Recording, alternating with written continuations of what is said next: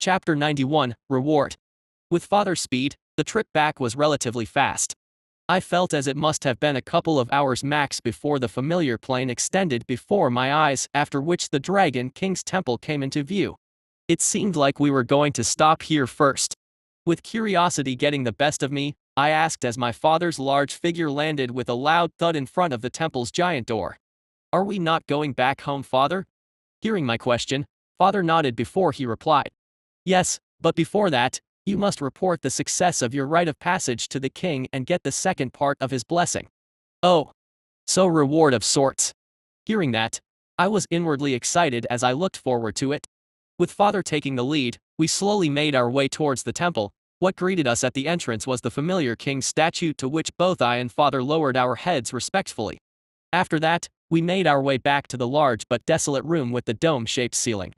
Once inside, I raised my head to glance at the drawing or the dark blue river with interest. Somehow, this time I was able to better sense the cosmic mana that seeped out of it. Making our way into the middle of the room, we stood right below the river when my father unleashed his mana, causing a pillar of flames to rise towards the ceiling before it was completely swallowed by the strange drawing. This time, I was able to clearly see what happened. As the cosmic mana in the painting rippled, a portal of sorts seemed to open. Following that, the king's intimidating aura descended upon us. Although it was hard to keep my head high faced with such pressure, I was too fascinated with the cosmic mana as I watched it move in a strange way with curiosity. It was very faint. I would have easily missed it had I not been paying attention. I could sense the king's presence willing a small part of the cosmic mana as it twisted and churned before it eventually formed an extremely small, almost impossible to see circle with various strange runes within. Once my gaze fell on those odd symbols that were made with the cosmic mana, my vision suddenly began to swim as I felt the mana in my soul space stir violently. The tiny amount of cosmic mana I had seemed to resonate with the one in the painting, and I could feel it struggling to leap out of my body and join the large stream in the ceiling. I did not know how, but I somehow knew that I should not let that happen. I tried to forcefully repress the rebellious cosmic mana that caused the unfinished dragon statue in my soul space to glow brightly. Just as I was struggling against it, an extremely deep and ancient voice resounded in my mind, shocking me to the core. "So you are the future pillar of cosmic mana," said the aged voice with a hint of interest. "Who?" Shocked, I glanced about in surprise. I was in my soul space and the voice easily invaded it, and I was unable to even feel where it came from. Gulping down fearfully, only one entity should be capable of this. As if to answer my question, a familiar pair of reptile golden eyes suddenly blinked opened in the middle of my soul space. The gaze was extremely piercing, carrying an undeniable pressure that forced me to avert my stare as I hastily dropped to my knees. "My king!" I shouted respectfully. The king remained silent while his gaze seemed to study me with curiosity. It felt as if all my secrets, everything was laid bare before him, as if I could hide nothing from his all-knowing eyes. "Interesting. I look forward to seeing how much you will grow, Ether," he said before a large stream of cosmic mana abruptly rushed towards my soul space. It quickly made its way to the incomplete statue, causing it to materialize halfway through before it stopped. Now the only thing that was missing was the upper part of my body for the statue to be completed. I looked at it in surprise as I felt myself growing closer and more familiar with cosmic mana after the sudden change. I turned my gaze towards the king's golden eyes only to stop in surprise. He was already gone. This caused me to be momentarily disappointed for a second before I resumed studying the half-complete sculpture in the middle of my soul space. What were those strange runes he used? I found myself wondering as I observed the sculpture in interest. It was constantly emitting cosmic mana, causing the space that surrounded it to turn a bit hazy, almost as if the sculpture itself was in a completely different plane of existence. It was then that I felt a vague pulling sensation, bringing me out of my soul space. My eyes blinked and I found myself faced with my father's expectant gaze. He nodded in acknowledgement and started to make his way out of the large room. Surprised, I hastily moved to follow after him. Was he not curious about what happened to me?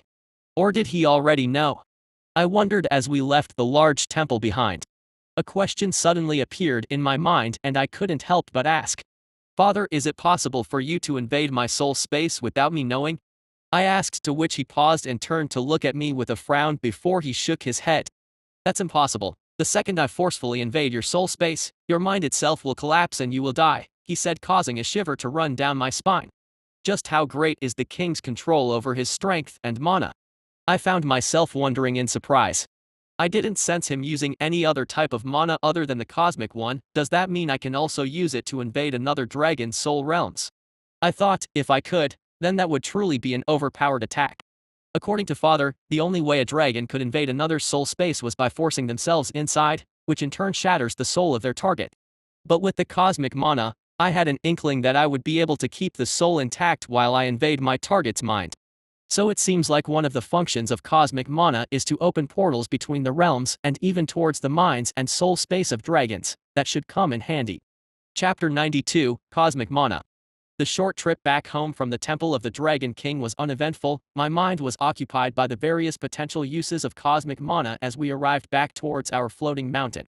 Father's large figure landed with a loud thud in front of the cave and I hastily jumped from his back. Stepping inside, my eyes took a second to adjust to the darkness before I felt a weight crash into my face. It was Essie. She had lunged herself towards me with and was latched onto my face with her upper arms clutched around my horns, while her lower ones were locked against my neck. Yes, I also missed you, I chuckled as I tried to get her off, yet she would not move as she kept licking my face for a while before Immy appeared and moved her away by the neck, earning her a pitiful cry from Essie. I moved towards Immy, who also licked the side of my face affectionately before she spoke. "Welcome back," she said, to which I nodded happily. My eyes glanced around the empty cave as Father stepped inside as well and made his way towards Mother's usual resting spot. I turned to face Immy and asked in curiosity. "I don't see Citus or Unos, Mother is not here as either." Before she could answer, Essie jumped towards my back excitedly and settled herself between my horns and replied. "I know. Brother Citus and Brother Unos left for their rite of passage too," she explained, causing me to raise my eyes in surprise. "Rite of passage?" Immy nodded as she laid under the opening in the ceiling, basking in the sun. "Yes, they still didn't come back." "And what about you?" I asked in surprise, to which Immy yawned lazily before she answered. "I already finished mine." Essie's one is minus. Before she could finish explaining, the little dragoness sitting on my head hastily interrupted her. "Let me say it." This earned her a snort from Immy, who closed her eye, not bothering to say anything else. "Mother says my rite of passage is special, so I will have to wait until she is finished with guiding Brother Citus and Unos before I can go on mine," happily explained Essie, her hands clutching my horns as she tried to turn my head towards the entrance. "Let's go out and play, older brother. I just arrived, can't I get some rest first?" I asked with a chuckle, to which I felt her firmly shaking her head before she replied. "No, Brother Ether is strong, you don't need to rest," she said and continued to pull on my horns. Okay, let's go," I sighed. My eyes scanned the cave one last time. Immy was sleeping in the middle, basking under the sun, while Father was the same, only in the deeper parts of the cave. "Oh well, not like I had anything better to do," I inwardly mumbled as I made my way towards the exit. "So where do you want to go?" I asked Essie as I jumped into the air. "I don't know, anywhere with older brother is fun," she replied enthusiastically, causing me to smile as I circled the floating mountain for a bit before I turned east. My goal was a place I had always been curious about but never explored as much in the past years, the ancient ruined city. And since I was officially recognized as a dragon, what better time to visit but now? And so, with Essie happily settled on my head, we made our way east towards our goal. Surprisingly, along the way, Essie seemed to use her control over the wind mana to help increase my flight speed, making the journey significantly shorter and more pleasant. When I asked her when did she learn to do that, she just shrugged and said she don't remember. Pushing that to the back of my mind, we passed through the giant forest before the familiar ancient ruined city extended before our eyes once again. "Whoa, it's so big. But the buildings are so tiny," said Essie as she glanced at the ruined city below. I nodded in agreement. With my current size, the buildings did indeed appear to be rather small. Still, I reckon they must have belonged to the humans, or at least a race similar to them. I flew at a low altitude as I scanned the various ruins below with interest before I managed to find a relatively large clearing in the middle of the city, where I landed with a thud, stirring a large dust cloud. Essie quickly jumped off my head and took off into the sky. "I don't like it here, older brother, I'll wait for you when you finish," she suddenly said before she rose in the air, causing me to frown. "Didn't you say you want to play with me? Isn't this just playing by yourself?" I mumbled with a sigh as I watched her tiny figure happily dancing in the air, the clouds seemingly moving with her. I shook my head and began to walk around the ruined buildings. Some seemed to have collapsed with time, others were overrun by grass and various vegetation. I wandered about in curiosity, trying to think of what must have happened here before. The city seemed to have belonged to a humanoid race, that much I knew, but I never encountered any race here on our continent that could have been responsible for building such a large city.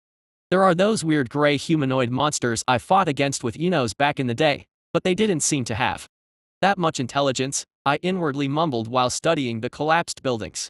I was curious about the history that this place witnessed as I aimlessly walked around. I found myself imagining how it must have been before, how it must have looked like once upon a time. It was then that I suddenly felt the cosmic mana inside my soul space stir, seemingly as if it was able to resonate with my wish. The cosmic mana then slowly made its way towards my eyes as a shocking scene unfolded before me. The world suddenly seemed to spin backward. It was as if the plane itself was going in reverse, the day turning into night and then back into day in an extremely fast cycle. The collapsed buildings remedied themselves as if they were guided by an invisible hand. I watched as the world seemed to turn into a blur for a second before I was left with a jaw-dropping scene before my eyes. The once old ruined city was alive and well, countless people walked down its bustling streets, humans, elves, and even some that looked like demons all side by side. No one seemed to see me, some passed right through me even as if I was standing on a different plane of existence. I gulped in shock, my eyes darting about in disbelief. Is this also cosmic mana? I unconsciously muttered. Chapter 93, An Old Battle. My eye wandered about in curiosity as I watched the old ruined city come to life. The buildings were fixed, the streets were full, and the people were laughing. I was surprised by the various races present together, all seemingly in harmony. I watched in interest as what appeared to be a demon holding a human girl in his arms laughing together as they walked down the busy street. The building across from me was now a restaurant with chairs settled outside. Numerous people could be seen enjoying the food happily as they chatted without a care in the world. My eyes suddenly widened in shock as a huge shadow passed through the skies, causing the people to let out gasps of awe as they raised their heads to look at it. It was a giant yellow dragon, one that I was unfamiliar with. Glancing at the people's reactions, it appeared like they were used to the presence of dragons as a few lowered their heads respectfully towards the passing dragon. Seeing such a scene only served to further confuse me. When did this happen? How long ago was it? Does that mean that all races once lived in harmony together? And most importantly, what was this city? I soon found myself with countless questions yet no answers. No one in the city seemed to see me as I aimlessly wandered around it. So I am really in a different plane of existence. I inwardly mumbled as another human passed right through me without so much of a reaction. The city was truly impressive, almost like a giant vibrant maze. No matter what street I took, it would always be full of people going about their business. This made me feel like I was a tourist sightseeing. Though all of this abruptly changed when the sky above suddenly darkened. I raised my head in curiosity as thick red thunderbolts streaked through the sky. The sudden change in weather seemed to puzzle the city's citizens as well as they raised their heads towards the sky in surprise. Just then, a few giant dragons appeared hovering above the city. Their gazes were solemn as they stared at the sky that seemed to be collapsing. At first, there were only 3 of them, the yellow dragon of earlier, a gray one, and a red one. Soon, however, more arrived as the sky was quickly full with a never-before-seen army of dragons. My mouth was wide open in shock as I stared at the large number of dragons present. This was my first time seeing so many of them at the same place. The army of dragons blotted the sky as they faced the collapsing sky. It appeared as if someone, or something, was trying to force himself in causing the very fabric of space to collapse. I could sense the cosmic mana struggling to keep the intruder at bay, yet it was only a matter of time before a giant clawed abyssal arm suddenly appeared in the sky above the city. My heart sank the moment I saw it, my scales tingled nervously as I stared at the familiar arm, the shades. I stuttered as a large void tear was suddenly opened by the obsidian arm. From said tear, a large amount of revolting black energy flooded towards the city. It was not the same as Siggis's black magic, but a more sinister energy, one that I felt should not even exist in this world.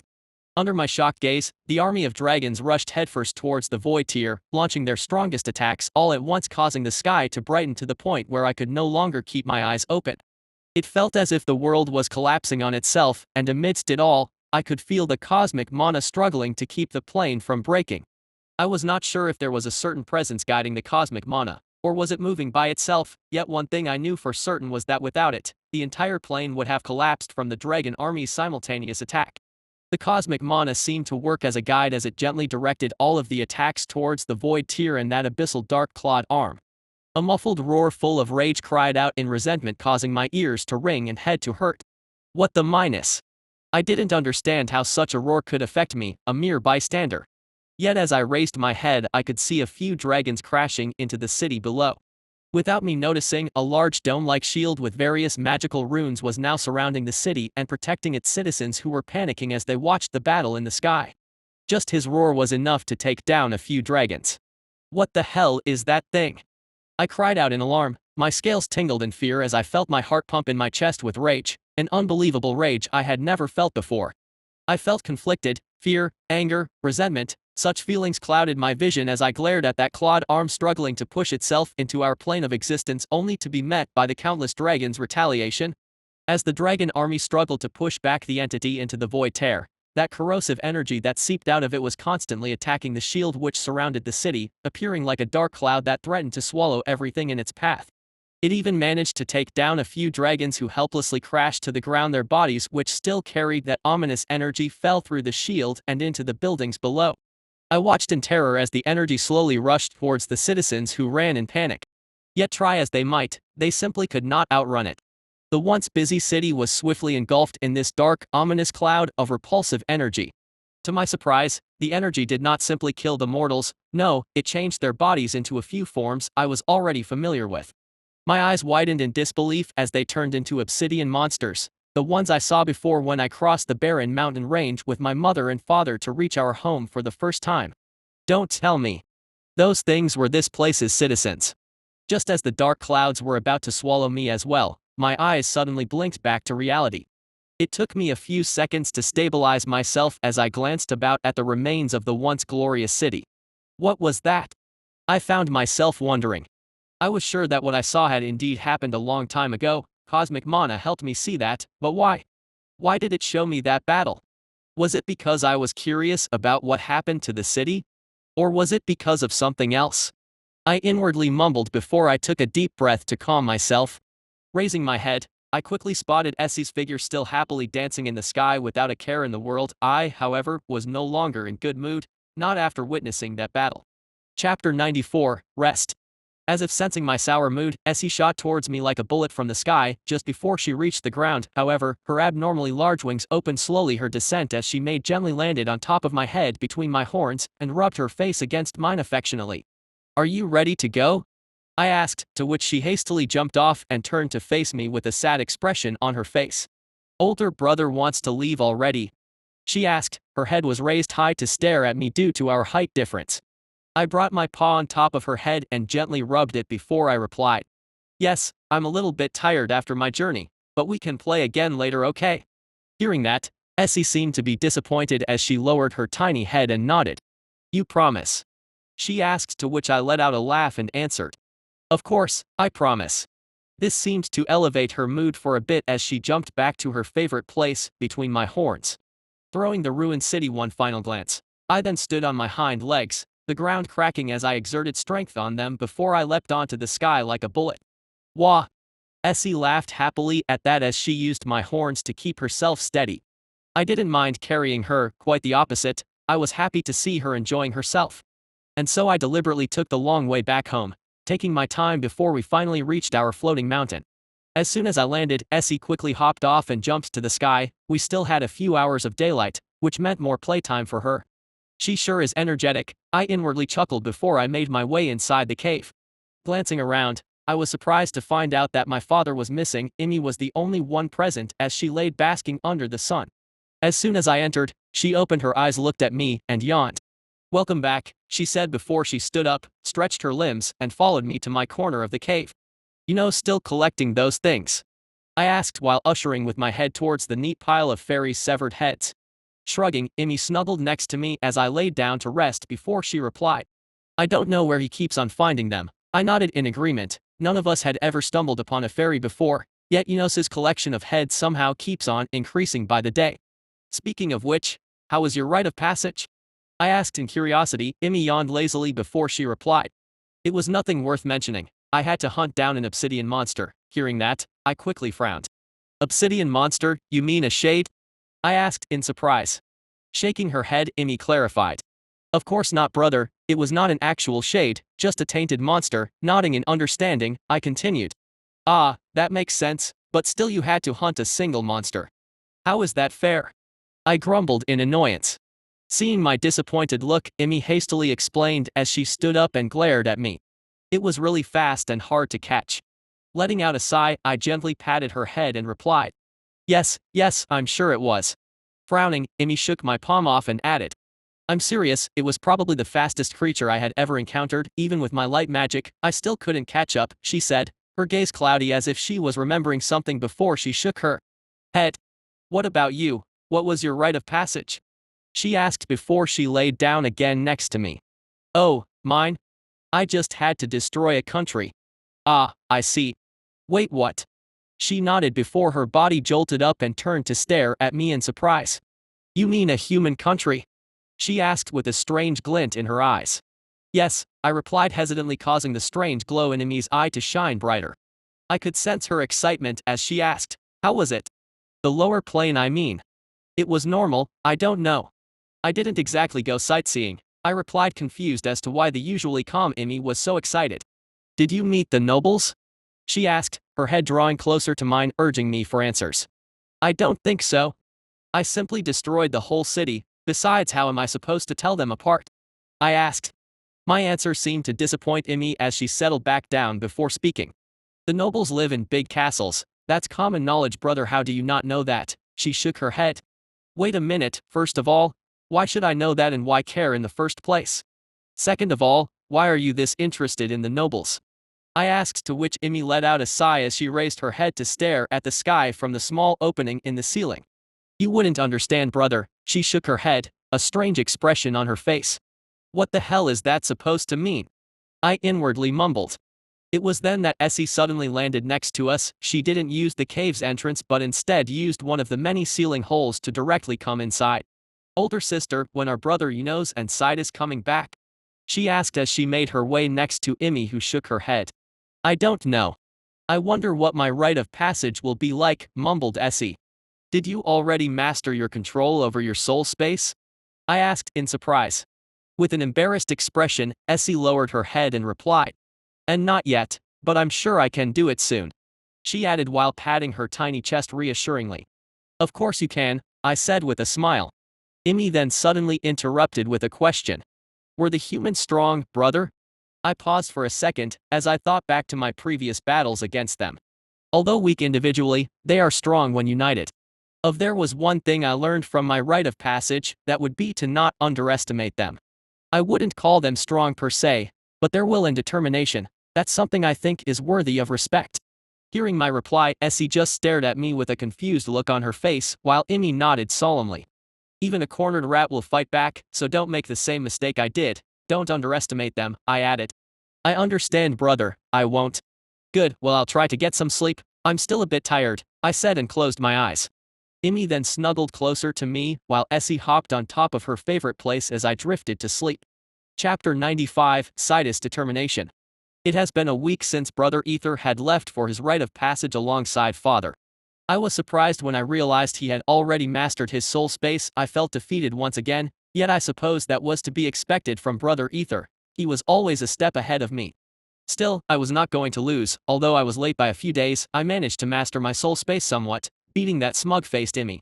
Just remembering her surprise when she found out she lost made me feel immensely better. Although I was fast, she still followed right after me that same day.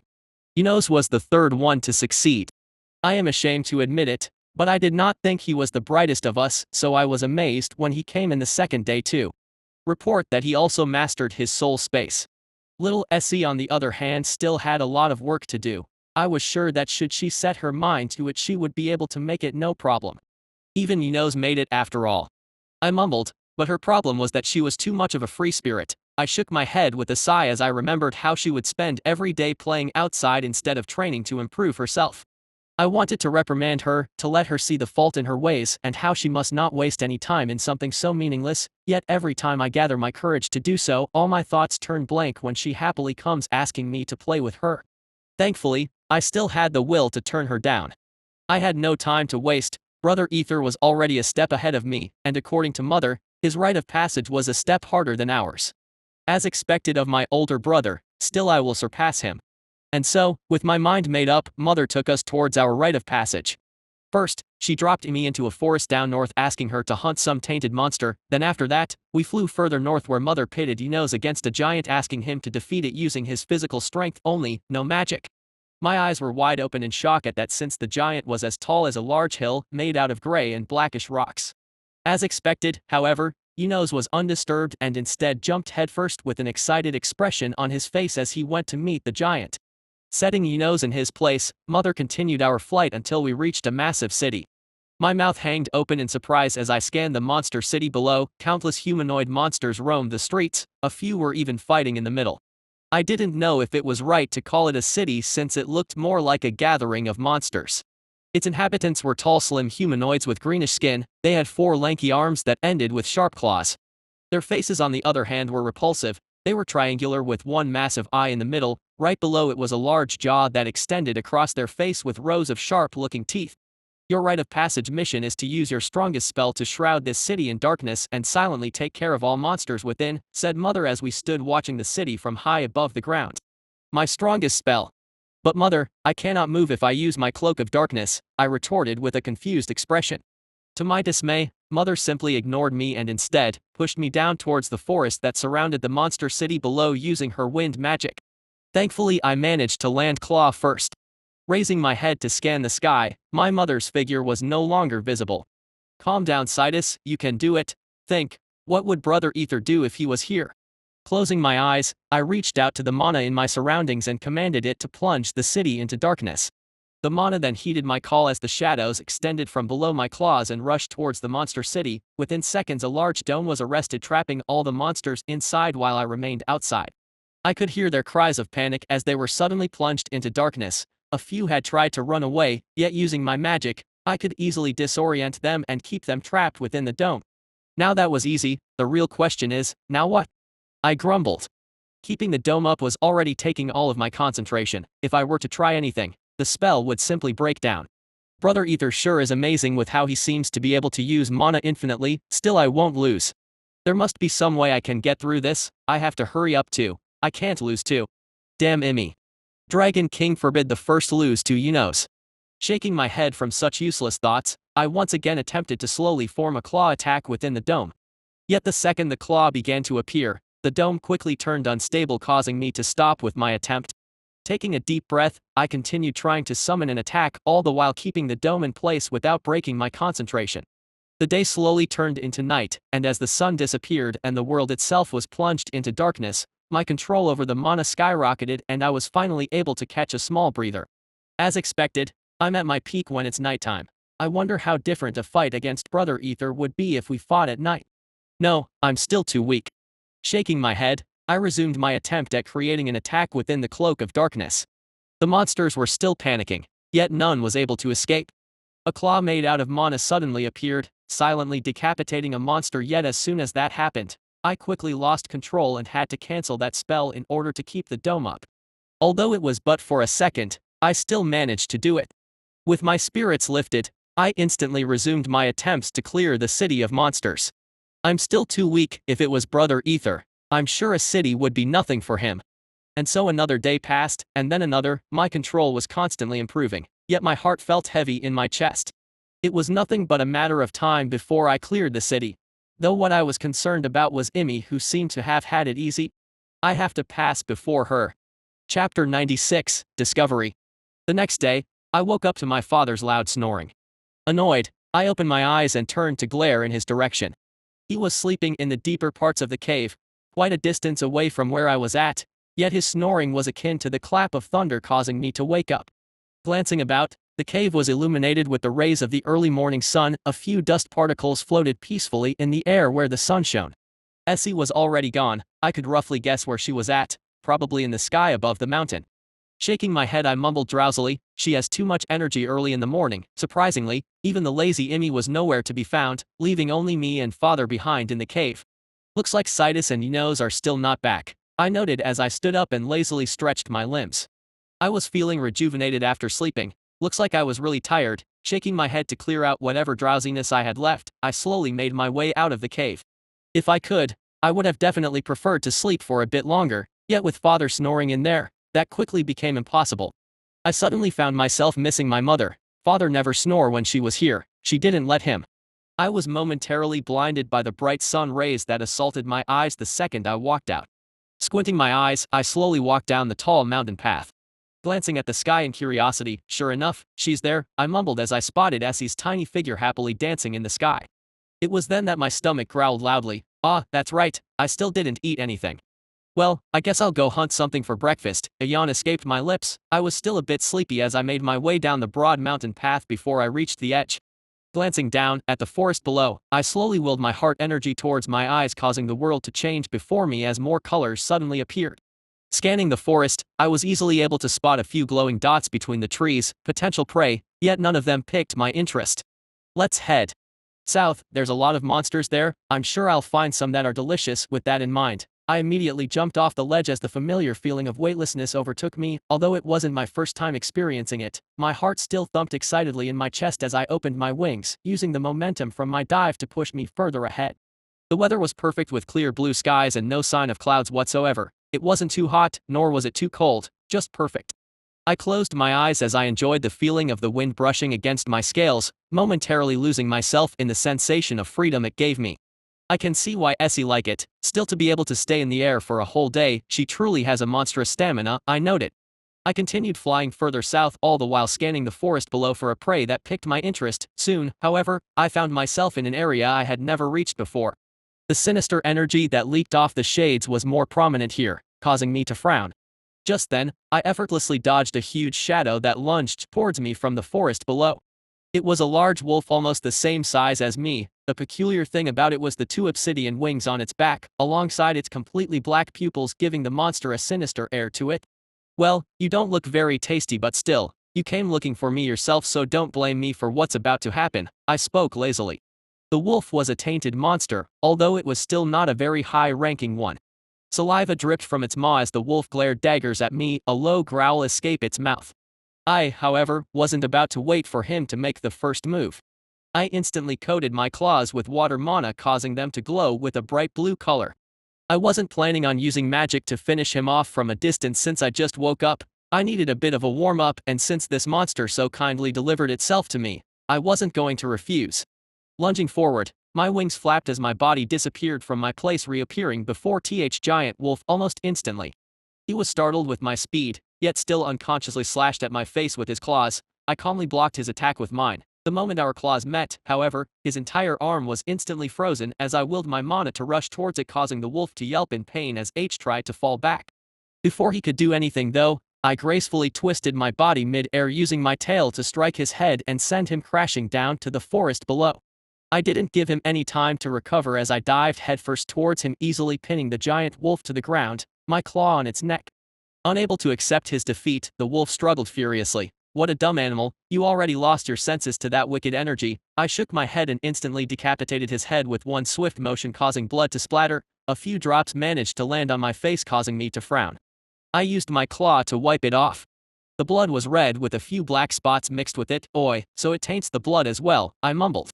Just then my eyes suddenly widened in realization as I recalled something. Wait. Blood, blood, blood. That's it. The energy. I shouted excitedly as I finally realized from where I felt that energy to be familiar. The human knights used a strange energy and caused their swords to shine brightly. This energy, although small, was still rather dangerous. Still, I always felt like it was familiar from somewhere, and now I finally figured it out. 5 years ago, when I was testing magic, I attempted to control blood while it was still inside other living creatures. Still, I failed to do so, the reason being a strange energy that seemed to prevent me from tampering with the blood. It almost felt like a law of sorts. And it was precisely this energy that I felt the human knights use before. Now that's interesting. Does that mean I can also use it? Or is it something that's special to the humans alone? With such thoughts on my mind, I jumped back in the air, ignoring the corpse of the fallen monster as I left in search of fresh prey to taste my theory on. Chapter 97, Strange Encounter. Deep in the night, the full moon scattered the shallow fog as I lost myself deep in thought on top of a giant tree branch. Glancing at the dark sky above, a frown quickly made its way into my face. It was already this late, I had to go back. Throwing the damaged monster corpse next to me one final look, I shook my head in disappointment. Another failure, huh? I muttered with a sigh before I jumped to the sky, disregarding the corpse, and quickly made my way back to the mountain. I had spent the entire day hunting various monsters to test my blood-wielding theory on them. Unfortunately, all of my attempts to bypass that strange barrier that protected the blood were still in vain. The only noteworthy achievement I had in the past 5 years when it came to this department was that I could now easily move the blood if it was outside of my target without worrying much about the cost. Ever since I mastered control over my soul space, my control over the heart's energy was also significantly boosted. A single dragon breath of mine could now easily flatten a small hill completely without me so much as breaking a sweat. Still, no matter how much I tried, that strange energy that protected the blood would not budge. I attempted to disturb it by using mana, but to no avail. To my surprise, it instead harmlessly diverted my stream of mana before pushing it away. The strange force did not retaliate, it didn't attack me or anything of sorts, it simply prevented me from interfering with the flow of the blood. I attempted this with numerous monsters, from strong ones to the relatively weaker ones, yet the result was unchanged, the blood remained unmoved. This caused me to grow frustrated, and as much as I'd hate to admit, I did end up losing my temper and accidentally destroyed a small part of the forest. Another sigh of frustration escaped my mouth as I recalled my pitiful attempts. Even my heart energy was useless in the face of this strange energy. Useless was the wrong word. Once I pushed my heart energy into the body of the subject, its first natural instinct was to destroy it, hence why I had to actively will it not to and instead gently direct it to the strange energy that protected the blood. This only caused another problem to arise. My heart energy was too strong for the subject to bear, and instead of it only destroying the energy that stopped me from controlling the blood, it destroyed the entire vessel, instantly killing the monster. I tried that for a few times, only to have the same results, a complete failure. This made me lose my temper once again, which ended up in another small section of the forest getting destroyed. I was so deep in thought while flying almost unconsciously when suddenly a huge force knocked me down from the sky and into the ground below, causing a few trees to fall as a small area was cleared. I gasped as I felt the wind get knocked out of my lungs before I turned to glare at my assailant. It still proudly hovered in the air while coldly glancing at me with its scarlet eyes. "A tainted," I muttered. It was my fault that I got caught off guard. I knew that at night these bastards were more active, with some especially stronger ones occasionally coming out. Still, I was too engrossed in my tests earlier today that I missed the sunset and ended up staying out here for way longer than I intended, and now I was facing this situation due to my negligence. The tainted monster this time was a strange one. I frowned as I sensed the corrupted energy seeping out of its body. Its mere presence was enough to cause me to frown in disgust. Its head was akin to that of a lizard without any scales. The strange part about it was the fact that the monster's head was floating a few inches above its body. A lizard's face but a humanoid's body, I muttered with a frown. The corruptive energy was seeping out of its neck, forming a black fog of sorts that seemed to hold the head in place. It was almost as if it didn't initially belong to it and was simply kept there with the use of that disgusting energy. The monster's body was tainted with the signs of that dark energy. It was almost completely obsidian in color. It didn't have any claws or hands. Instead, it had blades. Shaking my wings to check for injuries, I was surprised to find a small cut, but that instantly disappeared once I used my water magic to heal it. Reaching out to the water mana, a blue collar suddenly appeared the monster's body before I forcefully dragged him to the ground with a loud bang. How dare that filthy monster look at me from above as if it was superior? Such feelings clouded my mind for a second before I calmed myself down. I should not get agitated in a fight, and must always remain calm. As the dust cleared out, the figure of the monster appeared as he slowly pushed himself up from the small crater that formed on the ground. A small frown made its way into my face. He was able to neutralize my water mana. So you can actually wield that energy, interesting, I mumbled before causing the temperature in its surroundings to drop, immediately imprisoning it in ice. My frown deepened, however, as the fog that formed from the corrupt energy quickly expanded to cover the monster's entire body, causing its figure to momentarily turn into one of pure black energy before it caused cracks to appear on my ice prison. With a loud breaking noise, the ice prison that bound it shattered, leaving behind a shadowy figure. It seemed like I was successful in breaking the monster's body since it was surprisingly fragile. What was surprising was the energy that remained. It twisted and churned before it finally morphed into a humanoid figure. The only distinctive features I was able to spot was those deep crimson eyes that glared at me with hatred.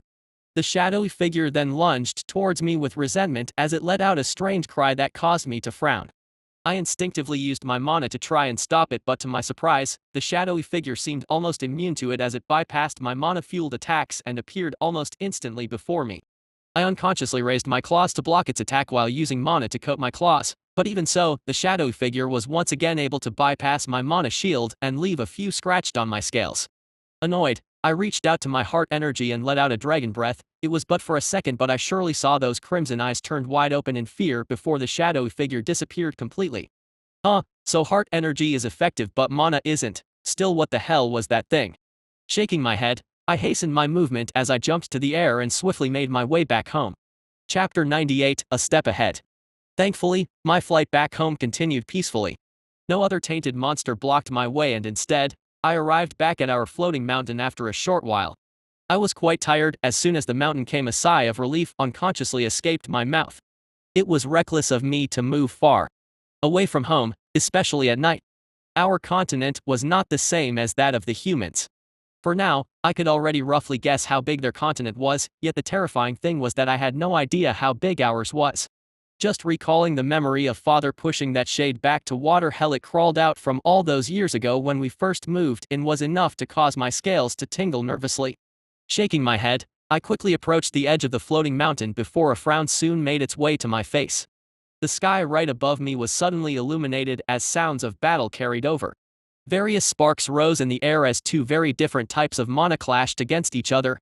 My frown deepened as I glanced at the two figures who seemed to be equal in strength. They sure are energetic as always, I inwardly noted, before I landed at the edge of the mountain. The figures that were fighting were none other than Sidus and Imi. Both of their mana clashed against one another, splitting the sky into two parts, with Imi looking like a miniature sun, while Sidus' figure was almost impossible to see. Although I knew they were usually equal in strength, this time Sidus appeared to hold the clear advantage. Is it because it's nighttime? I wondered in curiosity as I steadily climbed the mountain, my eyes watching their battle unfold, yet I had no intention of interfering. I didn't even fly to the top in fear of interrupting them. Yet even though I thought that way, it seemed like fate had a different opinion as Imi launched a ball of light to attack Sidus. Instead of simply dodging, he somehow used his mana to redirect her attack back at her with higher speed. Imi was barely able to avoid the attack, yet coincidentally, I ended up in its trajectory. It all happened too fast, and since I was still very tired from today, I only managed to instinctively form an ice barrier that blocked the attack before it shattered. My sudden appearance caused the duo that was on each other's throats just moments ago to abruptly stop as they turned their gazes towards me. Imi looked apologetic, while Sidus had a weird glint in his eyes. "Oh, this bastard better not be thinking what I think he is," I grumbled in annoyance. I was honestly not in the mood to get involved. Yet I should have seen it coming. Now that he also completed his rite of passage, he was bound to come at me sooner or later. A sigh of annoyance escaped my mouth as Sidus seemed to have made up his mind. Imi, seeing that he was no longer interested in their fight and was instead studying me, shook her head before she flew back to the cave. "You are going to get hurt," I warned him with a low growl. I could already see his mana gathering around his body as he prepared for something. Hearing my warning, Sidus' eyes grew wide for a second before a large grin made its way onto his face. "Are you afraid of facing me, older brother?" he asked in a mocking tone while licking his teeth in anticipation. This cheeky bastard. Shaking my head, I glared at him with a serious expression and replied, "I'm afraid I won't be able to hold back, little brother," I said as my aura soared to the sky. Sidus seemed shaken for a second as he took a step back, yet he quickly regained his composure, his grin turning into a frown as I could feel his anger. He must have felt humiliated that he took a step back in fear when I didn't even do anything yet. "I'm at my peak right now, older brother, you won't be my match." He shook his head as if he was already certain about his victory, yet I could clearly see that deep within his eyes, he was nervous. A chuckle escaped my mouth as I took a deep breath, then shook my head hopelessly. "Don't say I didn't warn you. Come, let me show you the difference between us, little brother." At that, Sidus' face twitched as he glared at me before his dark mana suddenly lunged forward towards me like a wave. His body disappeared. No, the entire world suddenly disappeared as I found myself once again trapped within his magic spell. This again, but if I remember correctly, Sidus, you weren't able to attack when you minus not letting me continued. A sudden claw invisible by the naked eye materialized from above and slashed at my back. I was thankfully able to sense the mana as the claw was formed before it attacked me, which in turn allowed me to swiftly dodge the blow. Yet Sidus did not give me any time to breathe as he constantly sent one attack after another, trying to take me down. "Oh, I'm impressed, you managed to improve now. You don't need to rely on someone else to attack while you hold your opponent down, I mumbled. I was truly impressed since I knew how hard it was for him to just maintain this spell before, but here was using it to not only trap but also attack me. Still, you are not yet able to launch large-scale attacks, little brother, and if it's only this much, you see, still not able to take me down, I said while shaking my head before I reached out to the cosmic mana deep inside my soul space. The sculpture reverberated in response as the mana slowly seeped out of it. I then calmly gave it my command. Destroy the spell. Heeding my order, the cosmic mana slowly moved out of my soul space. It was easily able to penetrate Sidus' spell, causing a small thread to break through his dark cage. Once that small thread was out, a large pillar of cosmic mana, similar to that I used to destroy the shield of Pia's capital, descended once again, easily obliterating Sidus' spell. It didn't cause it to explode or shatter. No, his spell simply disappeared as if it had been teleported away, leaving behind a flustered Sidus who stared at me from the sky as if he was looking at a monster. This time I was able to see what happened better. My cosmic mana summoned that large pillar, which in turn cut the link of mana between Sidus and his spell, causing it to just disappear. Not giving him any time to recover, a large water claw suddenly materialized in the air before it came crashing down, sending him tumbling to the ground next to me. I slowly made my way towards him, who has still collapsed inside a small crater. Sidus simply looked at me with an expression of disbelief as if he could still not understand what happened. I gently tapped his forehead and spoke with a grin. Not bad, little brother, you grew stronger, but I'm still a step ahead. Chapter 99, New Meeting. Back in the cave, Immy threw me a respectful gaze as she nodded before settling down in her corner, curling up and getting ready to sleep. Glancing around, I spotted Essie's figure lying next to Father's gigantic head. The difference in size between the two was truly too much, as Essie looked too small. Still, I was honestly quite surprised she dared to sleep so close to him. A shiver ran down my spine as I imagined Father turning in his sleep and accidentally squashing Essie under his ridiculously large claw. Yep, that's definitely not safe. Thinking about that, I quietly trotted towards Essie, who was still blissfully sleeping, before I grabbed her by the neck and hurried away from Father, afraid to wake him up. Essie's eyes fluttered open as I dragged her away, a yawn escaping her mouth. Older brother, you're back, she mumbled, still drowsy. Yes, just go back to sleep, it's okay, I answered before laying her down next to me in my quiet corner of the cave. Yunos and Mother were still not back, and Sidus did not return either after our fight. I doubted he would, at least not tonight. Just as I settled down in my place as well, Essie swiftly moved to lay down between my horns, where she continued sleeping without a care in the world. A small chuckle escaped my mouth as she moved with her eyes still closed, almost unconsciously. Cute.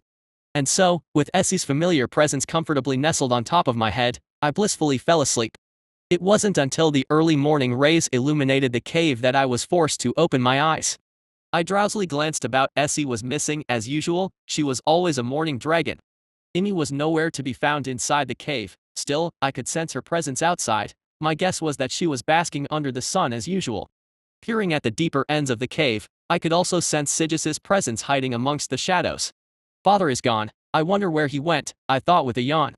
Standing up, I lazily stretched my limbs and wings, a growl suddenly escaping my stomach. I still wanted to sleep a bit longer, yet it felt like I had a pit in my stomach, and so I begrudgingly made my way outside, planning to hunt. The glare of the sun caused me to raise my claw, shielding my eyes from the sudden brightness. It took me a few seconds to adjust. Turning around, I was suddenly surprised to see a dead, oversized bird-like monster next to Immy. Good morning, brother. Morning, I replied with a yawn. Motioning towards the monster with her head, Immy explained. Essie took care of the hunt today, she said. It was a pleasant surprise as I was still too lazy to go anywhere. Oh, that's great, I was just about to set off. Did you eat already? I asked, since she didn't seem to have any intention of eating. Shaking her head, Immy answered without opening her eyes. No, I'm trying to use the mana instead. Hearing that, an O escaped my mouth as I nodded. Well, good luck with that, I said encouragingly. Using the mana to substitute for food, that was what our parents and grandfather were doing. I learned that a while back when I asked my mother about it. Apparently, it wasn't a very hard thing to learn, it just needed time to get used to it.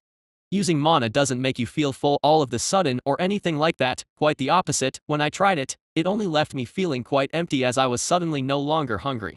It was a useful trick to learn. Still, I enjoyed the taste of the food, and so I preferred to hunt instead. Raising my head, I spotted Essie's tiny figure in the air alongside that of a few monsters.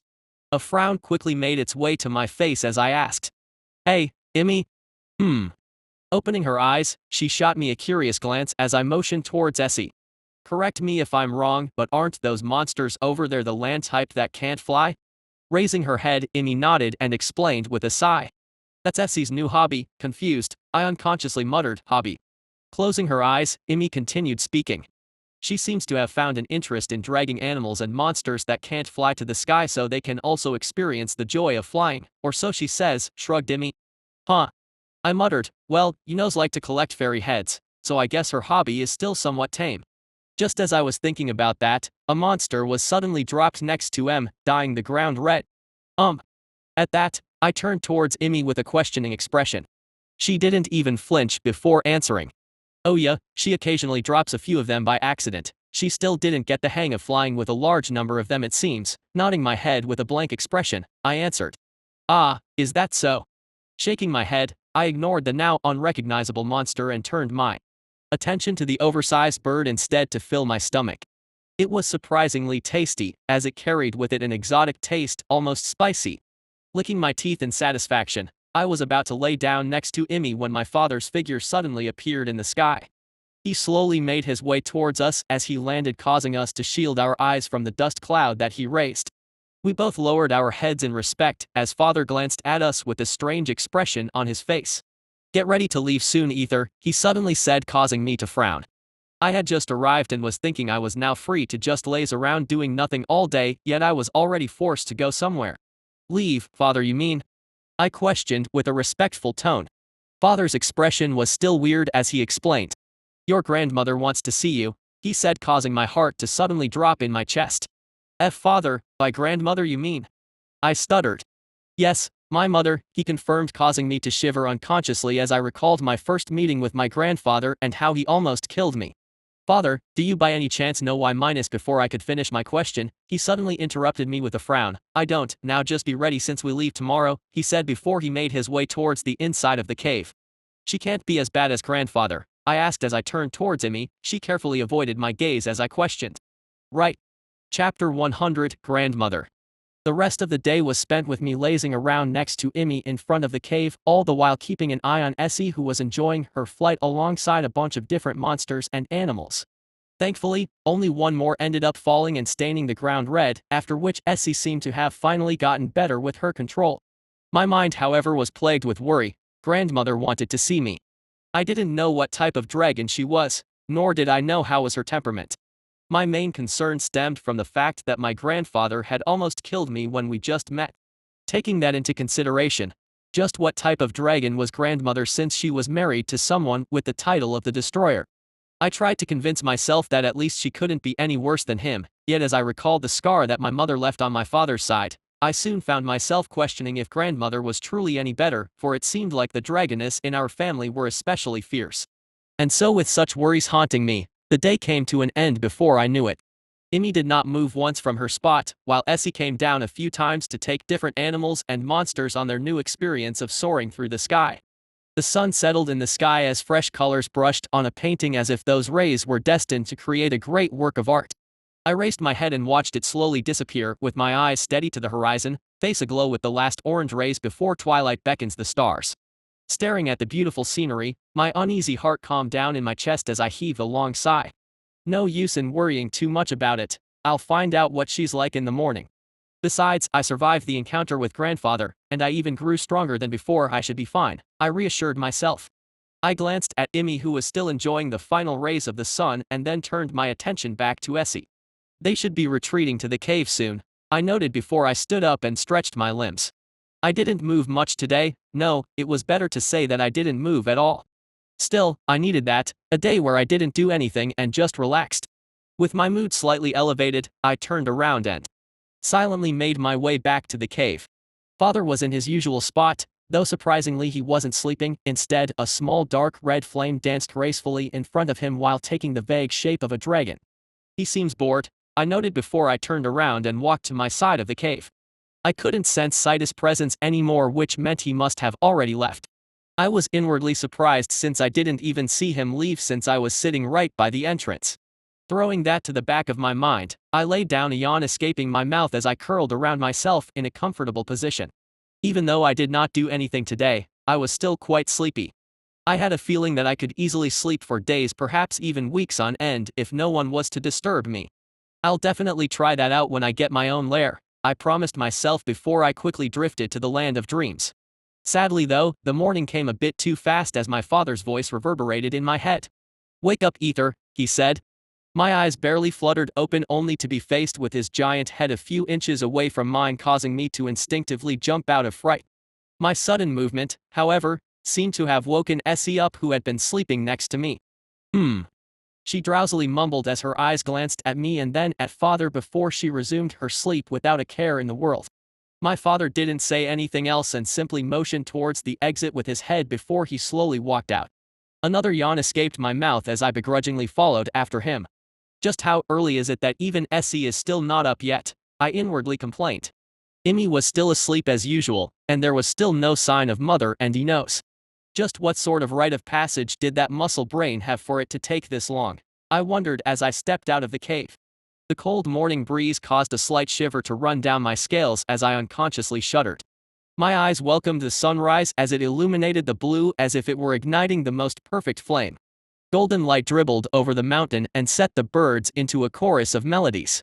Taking a deep breath, my eyes closed in satisfaction at the clear air and once again beautiful view.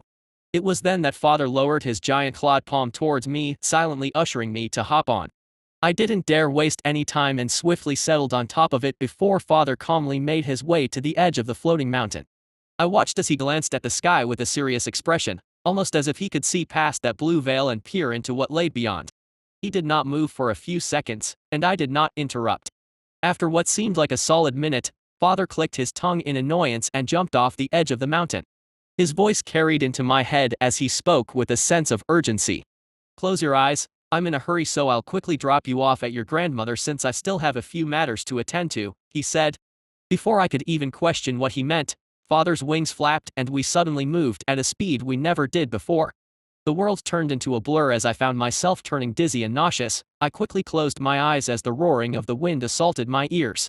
It was a terrible feeling, unlike that I enjoyed while flying. Thankfully, after a few seconds or so, my father's voice calmly spoke, causing me to open my eyes in shock and surprise. "We are here," he said, to which I glanced about in disbelief. "Here? Already? What the hell happened?" I inwardly mumbled as I glanced at the place we were at. The first thing that I noticed was the hills decadent with green vegetation and new-sprung buds, a sunlit and serene valley where the jubilant sound of a spring-filled stream. Sitting by the banks of the stream was a small silver dragon, with red strips on the side of her scales. 4 proud horns were poking out of her head and curled backwards, forming almost a crown of sorts. The dragoness was small in stature, almost the same size as I was, albeit a tiny bit bigger. Still, she was significantly smaller than my father and grandfather. "Is that Grandma?" I mumbled inwardly. Just then the dragoness seemed to have sensed our presence as she raised her head to look at the sky. My eyes met her deep purple ones as a gentle smile made its way to her face. "Wait, that can't be Grandma." Right. Chapter 101, Grandmother 2. As soon as my eyes met grandmother's deep gentle gaze, a strange sense of relief washed over me. It seemed like she was not as unreasonable as my grandfather. A small smile made its way to my face as I slowly felt myself relax. Perhaps it was due to my grandmother's relatively small stature that I did not feel as intimidated as when I met my grandfather for the first time. It was then that my father's voice reverberated in my ear. He spoke with a sense of urgency.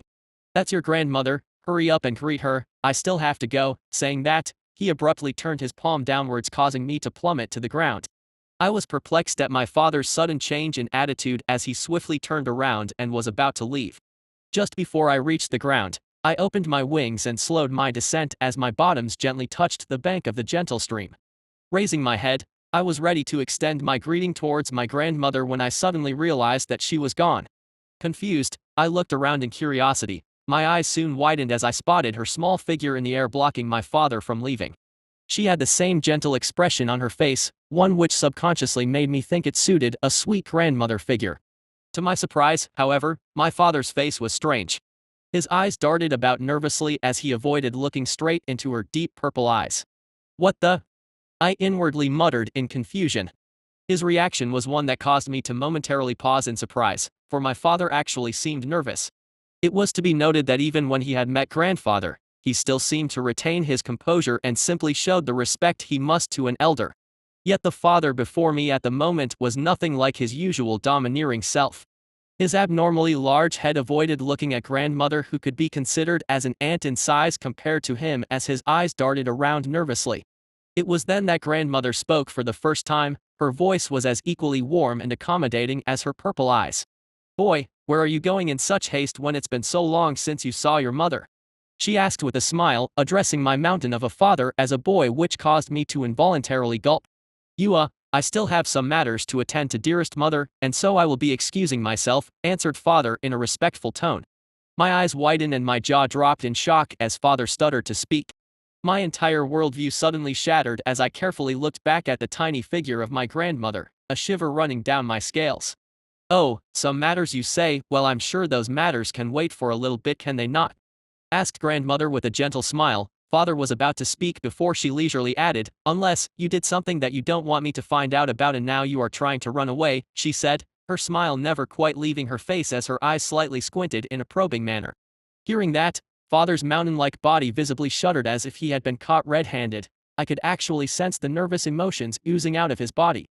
Seeing his reaction, and then gazing at grandmother's relaxed posture, a single thought came to my mind. "Oh, he's fucked." I didn't know what thing father did that he was so afraid grandmother would find out about, but whatever it was, it seemed like she already did.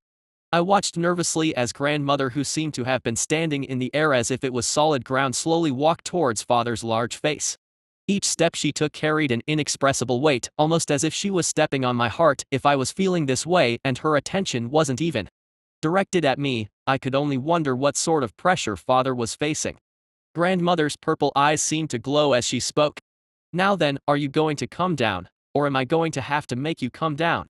she asked in a calm manner, almost as if she was talking about the weather. The smile on her face looked devilish to me at that moment.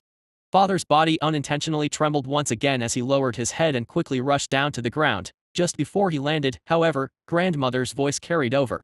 "Careful with my stream. I don't want you to destroy everything with your stupidly large body," she said, to which father surprisingly landed gently for the first time ever. Seeing all of this unfold before my eyes, my body was rooted in place as my heart that was initially relaxed started thumping loudly in my chest. "Of course, she's scary, you idiot. What did you accept when she married a monster like grandfather? Hell, she's more terrifying than him even." I inwardly cursed and quickly lowered my head, not daring to raise my eyes and look at her. I can't be fooled by appearances. She's so small, but father seems so hopeless in front of her. Just how strong is she? I wondered as another shiver ran down my spine. Just then, grandmother's figure appeared in front of me like a sudden gust of wind. She then spoke in a calm and gentle tone. "So you are little Ether.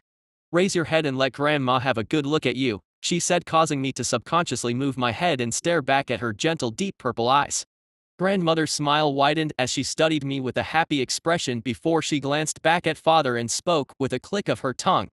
"How could you keep my adorable grandchild away from me all this time?" she said while shaking her head in disapproval before she circled me, almost as if studying me with a strange glint in her eyes. "The Mana seems to love you a bit more." She let out a slight chuckle as she came to stand by my side and gently threw her wing over me, almost as if she was hugging me. "Water and cosmic mana, as expected of my adorable grandchild," she nodded approvingly before she turned her gaze towards my father. Her smile instantly vanished, causing him to hastily lower his head in a fearful manner. "So boy, tell me, do you know what you did wrong?"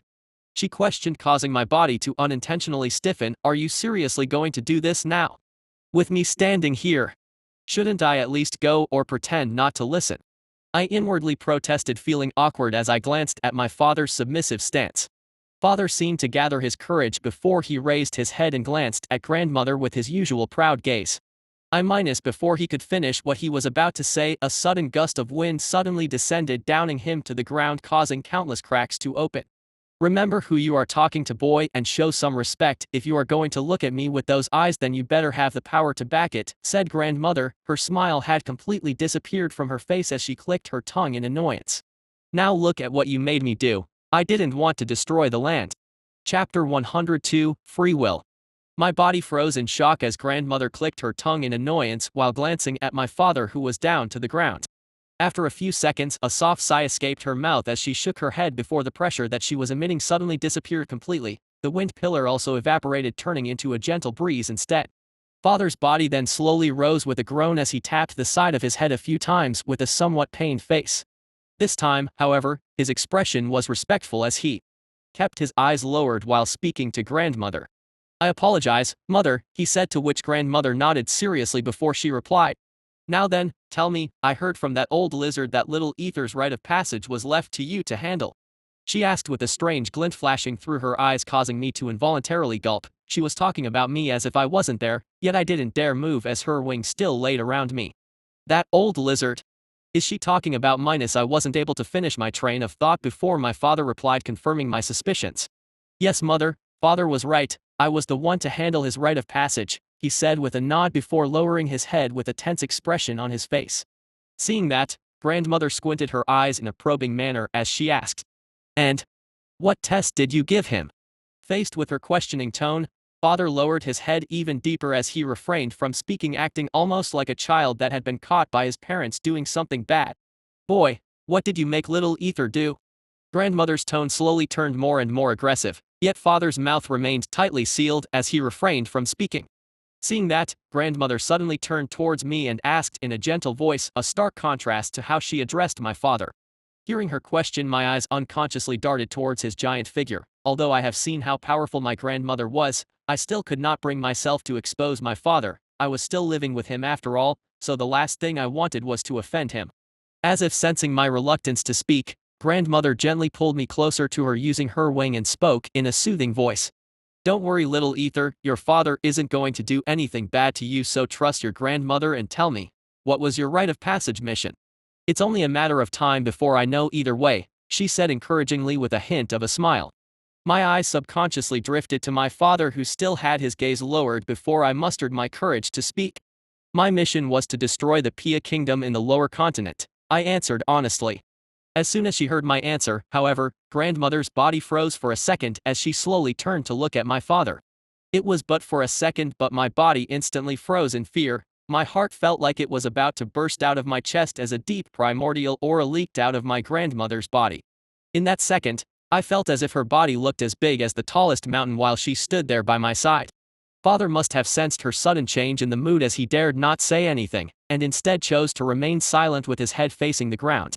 It took a few breaths before grandmother finally reined in her terrifying aura. She then looked at my father with a gaze full of disappointment as she mumbled to herself, "That damned old lizard. I know he never let go of his old grudge against the humans." She shook her head as a tired sigh escaped her mouth. "I thought I at least raised you to be better than that, and not to follow his foolish footsteps, yet here you are, you have become so blinded that you even try to drag your son into this." Grandmother looked deeply into father, whose body shuddered lightly, yet he still did not speak. "The grudge between your father and the humans should have long since been resolved," clicking her tongue in annoyance, she added. "It's not even the humans who are to blame for what happened to Amanita, and you know that." It was then that father finally raised his head and looked back at grandmother with mixed emotions. I could sense his rage and helplessness as he replied, "No, mother, they still played a part in it all. If not for them, Amanita would have never fallen to those bastards that call themselves gods," he spat out, his eyes full of resentment. Seeing that, grandmother shook her head once again as another sigh escaped her mouth. "What does all of that has to do with little Ether? Did you ask him for his opinion before sending him to flatten an entire country? A country that has no relation whatsoever to what happened a long time ago? Did you actually tell him the truth? Tell me, boy, do you not feel any shame at using your child to exact your pity revenge?" Coldly harumphing father replied, "No relation? None of the humans are innocent, mother. So what if a country is destroyed, another one would quickly rise from its rubbles. Besides, it was a good exercise for Ether," he said in a cold tone. Hearing that, grandmother shook her head. The disappointment she felt was quite visible on her face. "We are not the ones who decide whether a race lives or dies, no matter if they are inferior or not. You should know that, boy. The humans you forced your child to kill were sinless when it came to Amanita's matter. That is something you should also know. I thought I taught better than this. Every life matters to someone, boy, just like how Amanita mattered to you, and to that damned old lizard." Pausing, grandmother gently caressed my back using her wings before she continued, "This pity revenge is not right, and you know that. Don't breed hatred into the younger generation. It is not your nor is it my job to do so, instead gently guide them as they make their own choices and judgments. Boy, I always tried to teach you that, to make you understand, yet you were always closer to your father. I'm not going to make the same mistake with this child. It's not up to you to decide for him whether he wants to follow on your path of revenge, or perhaps chose another one is ultimately up to him. Grandmother's face was firm as she added, he is free to decide his own path. Hearing that, father paused for a second, his eyes moved between grandmother and then me before he silently turned around and jumped to the air as he turned into a blur that disappeared into the distance. Grandmother surprisingly didn't stop him this time and instead let out another deep sigh as she pulled me closer to her. Well damn, this entire situation seems more complicated than I expected, I inwardly muttered as I recalled their conversation. Chapter 103, The Old Poison Dragon. With my father gone, I was left behind with my grandmother whose mood seemed to sour. She didn't say anything for a while and I didn't dare speak either. The strength she showcased when my father was here was still fresh in my mind, causing me to subconsciously tense up in her presence. The silence prevailed for what seemed to be a few minutes, with grandmother seemingly lost in thought before she finally sighed and turned her gaze towards me. I unconsciously raised my head to meet her gentle eyes as she looked to be smiling while looking at me. Maybe she's not that bad after all, I inwardly mumbled. From her conversation with my father, I could at least have a rough guess about her stance and personality. She seemed to be a firm believer in the freedom of choice and did not like the trial that my father decided for me, since it was meant for me to develop a hostile stance against the humans. What she doesn't like seems to be only that, the fact that my father is trying to influence my opinion of the humans due to some grudge he and grandfather had against them. Still, I can't believe Amanita is involved in all of this. What a small world, I inwardly noted as I recalled that ancient battlefield with countless gigantic corpses surrounding that enormous dragon skeleton. I wonder how he's doing. I mumbled. It had been a while since I last visited the poison dragon who only had his soul space left. Does father and grandfather know that? Or do they think he's already dead completely? I wondered. It was then that grandmother's voice carried over, bringing me out of my chain of thought. What are you thinking so hard about, little ether? She asked with a chuckle. Hearing that, I hesitated for a second before ultimately deciding to ask. Grandmother, is Amanita you and father mentioned a poison dragon? Hearing my question, grandmother's eyes flashed for a second before she nodded in confirmation. You would be correct, he was a powerful poison dragon, she corrected me, to which I nodded in understanding before I carefully asked, so he died?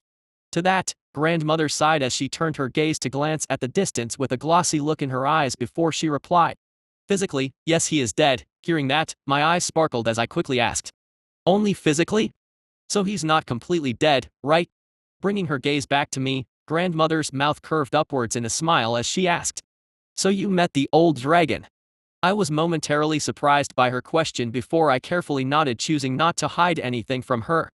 Yes, I was sucked into his soul space when I stepped inside his skeleton.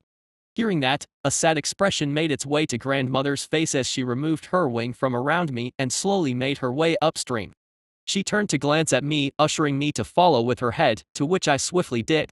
We continued our walk in silence, the mood heavy as we followed the stream. Not long after, we quickly reached its source. Whoa, I gasped softly as I glanced at the beautiful scenery that extended before my eyes. A whirring aquarium blue waterfall was drizzling onto the rocks below, forming a varnish-clear bliss pool at the bottom. Fronds of forest green plants waved gently in the depths. The sweet smell of the flowers perked up my spirits as I stood there in silence, taking in the picture-perfect scenery. Grandmother didn't say anything and instead continued her walk as there appeared to be a cave under the arch of the waterfall. I watched in surprise as she plunged into it before I quickly followed behind her. The watery slide we passed through was cold yet refreshing, causing a tingle to run down my scales as I entered the cave. The abyssal curtain of darkness that greeted me at first caused me to pause before my senses were fully attuned. The air was moldy and rank, probably due to the hundreds of fish bones that littered the cave. Grandmother didn't stop as she continued making her way towards the somewhat soothing darkness at the back of the cave. Sidus would definitely love this place, I inwardly noted as I followed after her. We continued walking for what seemed like a few minutes at the very least, leaving the swollen noise of the waterfall behind. Not long after, a light appeared in the distance which surprised me. An exit? I mumbled. Walking through it, I was forced to squint my eyes as the sun rays assaulted my eyes, followed by the sounds of birds chirping. Once I adjusted to the sudden glare of the sun, I found out that we stumbled upon an umber-brown primitive forest. The grass cracked beneath my feet as I felt in awe of the size and majesty of the trees. Even with my relatively large frame, the trees seemed to rise upwards as far as my head could lift. It was then that the orchestra of birdsong we could hear suddenly stopped as we made our way through the forest. I felt as if I was being watched. Every sprawling tree we passed under felt like a silent sentinel, a watchful guardian as we made our way through the old forest. The further we went, the more mystical and magical it became. Thick foliage formed an arch of fairy tale green above our heads. We soon arrived at a wide glade where the trees fell, revealing the clear blue sky above. A large obsidian rock that looked almost like a throne stood in the middle. Grandmother leisurely made her way towards it and settled on top before she turned her gaze towards me. "Welcome to my home, little Ether," she said, causing me to bow in respect before I replied. "It is my honor, Grandmother," she chuckled sweetly at my response before she answered. "No need to be so stiff around me, dear," she said, yet I dared not act rashly. I still remembered her burying father's face in the ground because he lacked respect when talking to her, and I wasn't going to test her limits. "So, you met Amanita. How was he?" she suddenly asked, changing the subject. I didn't quite know how to reply to that as a strange expression made its way to my face. "He was different," I said, to which Grandmother laughed out loud. "True, he was always a weird one," she added with a distant look on her face before she continued with a sad smile. "Amanita was my brother, little Ether." My mind momentarily blanked as I did not know how to respond to the sudden revelation. "And he was your grandfather's best friend," she added with a sigh. Chapter 104, Old Story. After dropping such shocking news, Grandmother remained silent for a few seconds as if letting everything sink in. Amanita is her brother. And grandfather's best friend. Wait, so that means he is father's uncle? My mind spun on high gear as I recalled what Grandmother said to my father. Revenge. So the reason father and grandfather hate the humans have to do with Amanita's death, but if he was as powerful as grandfather, I doubt the humans would pose any threat to him, no? Thinking about that, I suddenly found myself remembering my grandfather's warning before I left to destroy the human boats back in my naming ceremony. He told me to be careful and not underestimate the humans. Then does that mean they actually possess a power that can threaten us? I quickly shook my head at the ridiculous notion. No, Amanita died surrounded by the corpses of the gods. If anything, it's them that should be considered dangerous. So then, just what the hell happened? And what do the humans have to do with it all? I wondered as I raised my head to glance at my grandmother, who was glancing at me with a gentle expression on her face.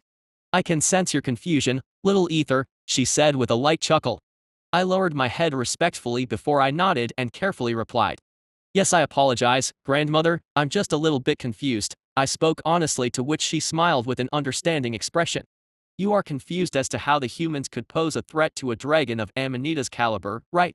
She spoke with her all-knowing smile, causing me to subconsciously nod. Yes, although I know that one must not underestimate his opponent, I cannot help but think that the humans are incredibly weak. Perhaps if they were lucky, they might accidentally manage to defeat a youngling, but to take down a full-grown dragon, especially someone like grandfather, I find that to be ridiculous, I said before I hastily lowered my head once again and added. "Please forgive my ignorance, Grandmother, I do not dare offend you." Haha. You sure are a respectful one. I wonder where you got that from, because it was for sure not from your father, and I doubt it was from Ivor either. She always had a fiery temperament, that one, happily laughed Grandmother as she adjusted her body into a more comfortable position on top of the giant rock.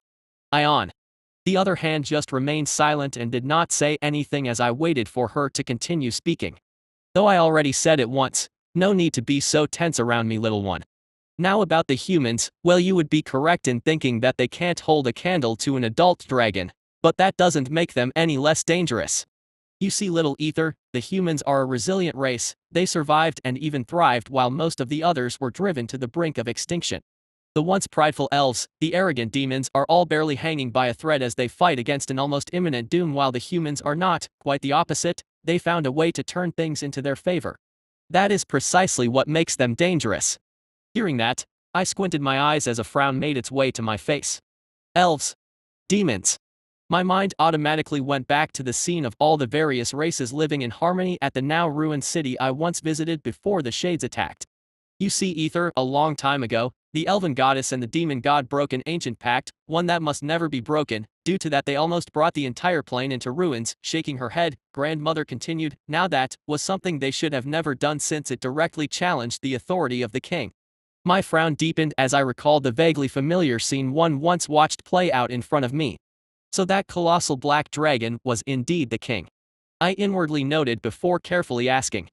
Challenged the king's authority, does that mean the one that created this ancient pact was the king himself? To my question, grandmother looked at me with a weird expression before speaking, isn't that obvious? Hearing that, I quickly lowered my head in shame and let her continue. You see, little ether, the king is the one that calls for the balance of the planes. We merely abide by his wishes. Her eyes seemed to shine for a second as she stared deep into my eyes before continuing, and by we, I mean the dragons and the gods. My eyes widened in surprise, so even the gods must listen to the Dragon King? I mean, that's to be expected. Just look at how Amanita was able to kill so many of them all by himself. A dangerous thought made its way to my mind. Perhaps the gods aren't that minus. Hastily shook my head. No. What the heck am I thinking about? I'm still nowhere near any gods. I can't grow arrogant, I thought as I glanced at the small scar on my side left behind from my fight with Sidus. Yes, I can't underestimate anyone. Grandmother, but I still don't understand how any of this has to do with the humans? I asked in a respectful tone. Chuckling, grandmother shook her head before speaking. Younglings these days have no patience. Ah, I apologize. I quickly replied with my head hung low. Shaking her head to indicate she didn't mind, grandmother continued. You see, with their guardian deities dead, the ranks of the elves and demons quickly plunged into chaos, yet that was exactly the time where the humans made their counterattack. They cleverly made use of the appearance of the king, making it to be a divine judgment towards the wicked races, and took it upon themselves to purge them in the name of the Dragon King. My ears perked as I listened carefully to my grandmother's old story with bated breath. Once they secured their position as the lower continent's new overlords, and with the elves and demons gone, they quickly turned against themselves, dividing the land amongst them into what they now call kingdoms and empires, grandmother said with a sigh, a disappointed expression hanging on her face. Still, it had nothing to do with us, as our job is to simply guard the balance of the plane. Matters of the lower realm are of no concern to us, that is until they began their experiments on magic, she said, her tone quickly turning heavy. Chapter 105, The King and the Gods. I gulped at grandmother's serious tone. I didn't dare speak and simply waited for her to continue. She shook her head, the frown on her face deepened as spoke. You see, little ether, the humans, they can't sense the different elements of mana. She sighed before adding. What they do is use what they call mana stones to change the very elements to what suits them. Shaking her head, she glanced at me with a very serious expression before continuing. Now that's bad. Their method of changing the elements into something they should not be causes an imbalance in the stream of mana, an imbalance that keeps on growing the more magic they use. I slowly nodded in understanding. I suppose that makes sense. I saw them use those mana stones to launch various attacks, but they don't seem to understand the severity of what they are doing. Grandmother's gentle face had a sad expression on it as her eyes turned glossy, seemingly as if she was reliving an old memory. Seeing at how the humans were slowly ruining the steam of mana, a meeting between all of the elder dragons was called to discuss how to proceed in this matter. A chuckle escaped her lips before continuing, Hey, your grandfather was one of those that advocated for teaching the humans the error of their ways and guiding them with a peaceful approach. My mouth widened in shock as I found that hard to believe. Grandfather. That grandfather, the one they call the destroyer, advocating for a peaceful approach. I cried out in surprise before realizing my mistake as I hastily bowed in apology. Ah, I'm sorry for my disrespect, it's just a little surprising when I think about it. Laughing out loud, grandmother replied happily, haha. No, that's all right. Believe it or not, that old lizard used to have a soft spot for the lower races. He used to think that instead of leaving their matters to the so-called gods, we had to take things into our own hands and teach the mortals ourselves. Her laugh slowly dimmed as she continued. Needless to say, I disagreed, and so did Amanita. The difference between us, however, was that I did not want us to intervene at all while Amanita wanted to outright destroy them. Confused, I slowly raised my claw. Oi, what is it? She asked. There is something I don't quite understand, grandmother. I understand your stance is to stay neutral and that you only care about keeping the balance, but isn't not taking any action and not intervening would ultimately lead to the destruction of said balance you are trying to protect? I asked, to which she slowly nodded before replying. That's a very good question, little ether. Here's one of my own. Don't you think that eradicating an entire race is also considered as destroying the balance of the plane? She asked. I paused for a second thinking about her question as a frown made its way to my face before I answered. I do see what you mean, grandmother, but my point still stands. It's either the mana stream or the humans. Doesn't this simply mean that you have to choose which balance is more important and which one you want to protect? Little ether, let me remind you once again about a certain something you seem to have forgotten about already. When the elven goddess and demon god broke the ancient pact and the plane was in danger, who was it that intervened? The Dragon King, I subconsciously replied, to which she nodded with a smile. You see, ether, we dragons serve as guardians. You might say our main job is to protect the plane's balance. Do you know how we do that? She asked. To which I shook my head. We do that by fighting the shades at the edge of the plane, preventing them from invading it. That's the job the king bestowed upon us.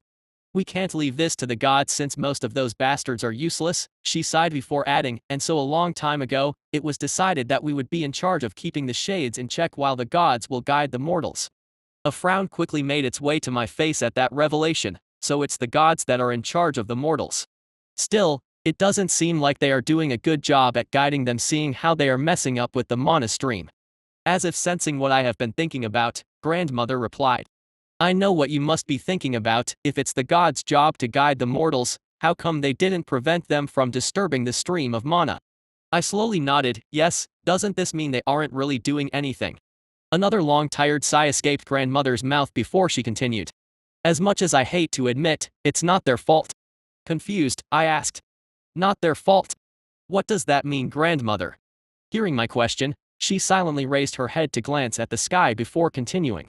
You see, ether, the ancient pact that the king forced them to follow was that none of the gods are to directly interfere in the matters of the lower plane. Not directly, then minus. Divine revelations, prophets, that's the methods the gods use to build their religions without the need of intervening or descending to the lower plane. And this worked out well for a while. Each mortal race had their respective deity, with a few worshipping some different ones. Unfortunately, this did not continue for long, and the reason for that was the fight between the elven goddess and the demon god. I sat down carefully as to not disturb my grandmother. My eyes remained fixed on her, waiting for her to continue with her explanation. After their death, and with the appearance of the Dragon King, the deity's authority slowly dwindled in the lower continent. Instead of the gods, the mortals began to worship the Dragon King instead. She said while shaking her head. Confused, I asked. Isn't that a good thing though, grandmother? She glanced at me before answering. No, before, when the mortals used to pray for their gods, they at least received a few revelations, a response you might say, and with them used to that, what do you think happened when they prayed to the Dragon King and he gave no response? Shaking my head to indicate my ignorance, I silently waited for her to continue.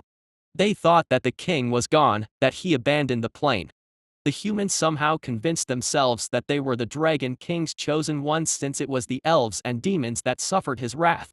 They deluded themselves into thinking that the king left them in charge of the plane, the king who could kill the gods, so why should they worship such helpless deities? A frown soon made its way back to my face as I slowly nodded in understanding.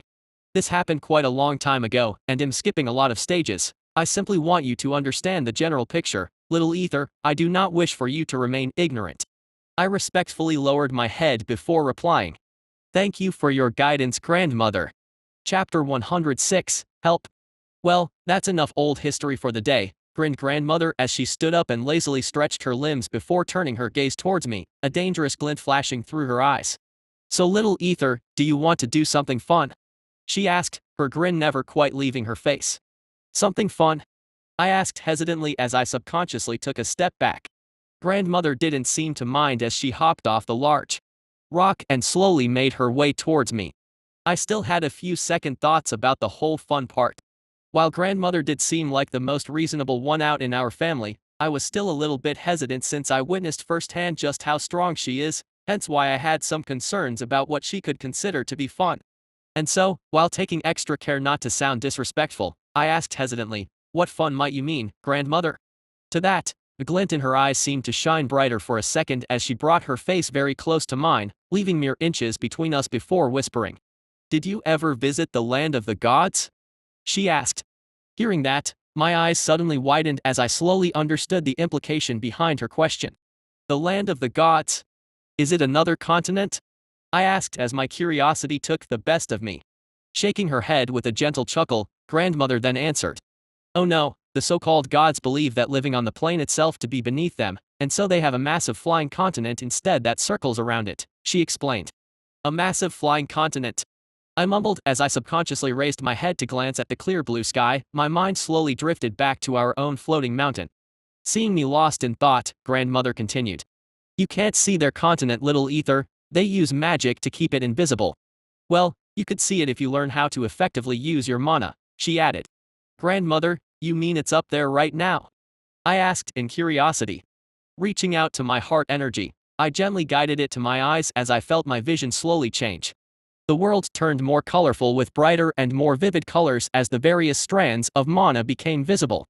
Yet, no matter how hard I searched, I was still unable to see this so-called massive continent. Cutting off my heart energy, the world slowly blinked back to normal as I turned to glance at grandmother with a questioning gaze. Impressive, you can already use your inner energy to such an extent. Not bad, little ether, she praised me with a smile as she gently patted my head with her paw. But no, although I don't like to admit it, the gods are still talented when it comes to magic, so I'm afraid it's going to be difficult for you to see through their formation using your inner energy, she explained, to which I nodded in understanding before asking. Does that mean you can easily see through it, grandmother? At that, a slight chuckle escaped her mouth as she puffed her chest proudly and replied. Of course. Who do you think your grandmother is? Do you want me to teach you? She asked with a wide grin. You can. I muttered unconsciously in excitement. This was a chance for me to grow stronger while being taught by grandmother. At least I don't think her teaching methods can be as bad as my grandfather, who straight up tries to murder me, I inwardly thought with a shudder as I recalled the previous memory. Of course I can. For this, you don't need to use your inner energy, instead you can use your mana. You see, little ether, while inner energy is generally stronger, it's also harder to control. Mana, on the other hand, is much easier to control, she slowly explained, to which I nodded before asking. So does that mean you are only using mana to see through their magic formation? Yes, it's easier and more efficient to do so, rather than to use inner energy. I nodded before replying. I understand, grandmother, but I have one part I'm a bit confused about. What is it? With the mana divided into different elements, wouldn't that be a problem for me, who my main element is water, to use it to try and see through this formation? I'm not sure if you understood what I want to say, I said, lowering my head embarrassingly, to which grandmother nodded with an all-knowing smile. I see, you have concerns if your water magic is compatible for something like this, right? Yes. Smiling reassuringly, grandmother continued. You don't have to worry about that, little ether, no matter the element, mana springs from the same source, and that is the mana stream. This means that all elements are similar to one another. She paused for a second before adding. Well, the pillars of existence are a bit different though. I see, so which element should I use then? I asked. It's best you go with your water element since it's the one you are the most familiar with, said grandmother. Okay, I nodded in confirmation. Good, now give it a try, and remember, don't use your inner energy, use mana instead, she gently reminded me before taking a small step closer to me. Doing as I was told, I slowly reached out to the water mana in my surroundings, asking for its help. Soon, I could feel it react to my request as it hastily rushed towards me as if it was a dam that broke loose. I tried to will the mana towards my eyes, feeling it move inside my body like a stream. Still, I subconsciously felt like I was using too much of it. Sensing that, I attempted to slow the rush of water mana inside my body, which was surprisingly hard to do since the mana seemed so eager to comply with my request. It was then that I felt grandmother gently put her palm on my back. Her soothing voice slowly drifted to my ears. It's good to be respectful and gentle with the mana, but you must also know when to be firm, she said as I felt a strange energy seeping inside my body from her palm. Wind mana. I wondered, grandmother's voice then sternly reminded me. Don't lose your concentration, I'm only giving you a small push, now be firm as you guide the mana. I'm sure you already have a faint sense of how much you need to use, she said, to which I nodded unconsciously. She was right, I had a vague sense of the amount of mana needed. Not too much, yet not too little. Grandmother's wind mana moved inside my body like a gentle stream, helping me gain better control over my mana as it assisted me in guiding just the right amount into my eyes. Surprisingly, it wasn't that hard. Soon, the world changed before me into one I had never seen before. My mouth hanged open in surprise as grandmother's chuckle reached my ears. "Pretty right," she said, to which I simply nodded in shock. Very. Chapter 107, The Mana Elements. What I saw unfold before my eyes could only be described as another world. I was different from when I used my inner energy. No, this time, I didn't merely see new colors. No, this time I could see different entities flying about. Not one, not two, but countless entities filled the sky. Some were on the ground, others in the trees. The entities almost felt like spirits. Some had a vaguely humanoid shape, while others looked to have no form at all, simply appearing as a wisp of sorts instead. The strange entities were in different colors, some red, some gray, some yellow, others green. Then there were the blue ones. Countless wisp-like entities surrounded me affectionately. I could somehow sense their intention as they stuck closer to me, forming a barrier of sorts that prevented most other entities from approaching me. Are these the different mana elements? I wondered in uncertainty as I glanced at the different world before me. The plane suddenly felt a lot bigger than before. I always had a vague inkling that the mana was sentient. The scene before me just seemed to confirm my guesses. Turning my attention towards grandmother in curiosity caused me to suddenly pause in surprise. The elements that surrounded her were gray ones alongside a few that looked almost pink. Still, I was not surprised by her seemingly dual elements. I was mostly amazed by how docile and calm her elements appeared to be compared to mine.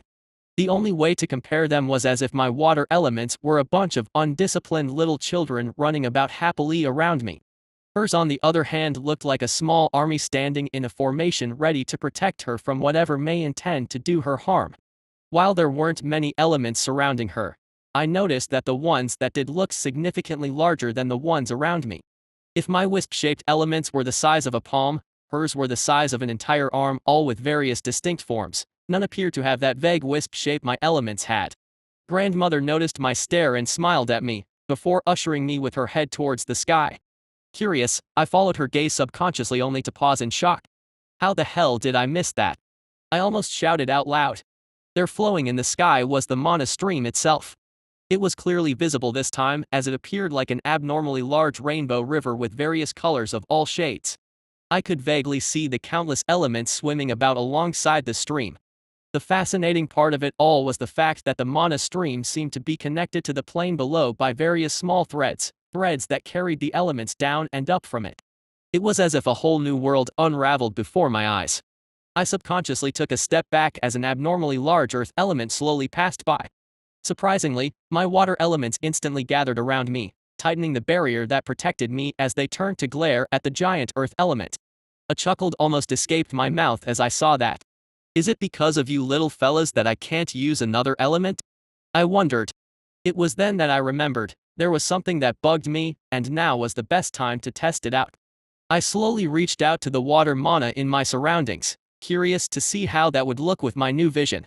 To my surprise, my whole body seemed to glow with a faint, unfamiliar color, causing the happy water elements to almost turn crazy as they fought against one another to rush towards me. Surprised, I almost immediately paused my summoning, causing the faint glow that surrounded me to slowly die out. The water elements seemed to finally calm down as they returned to simply flocking around me. It was then that grandmother turned her attention towards me and spoke.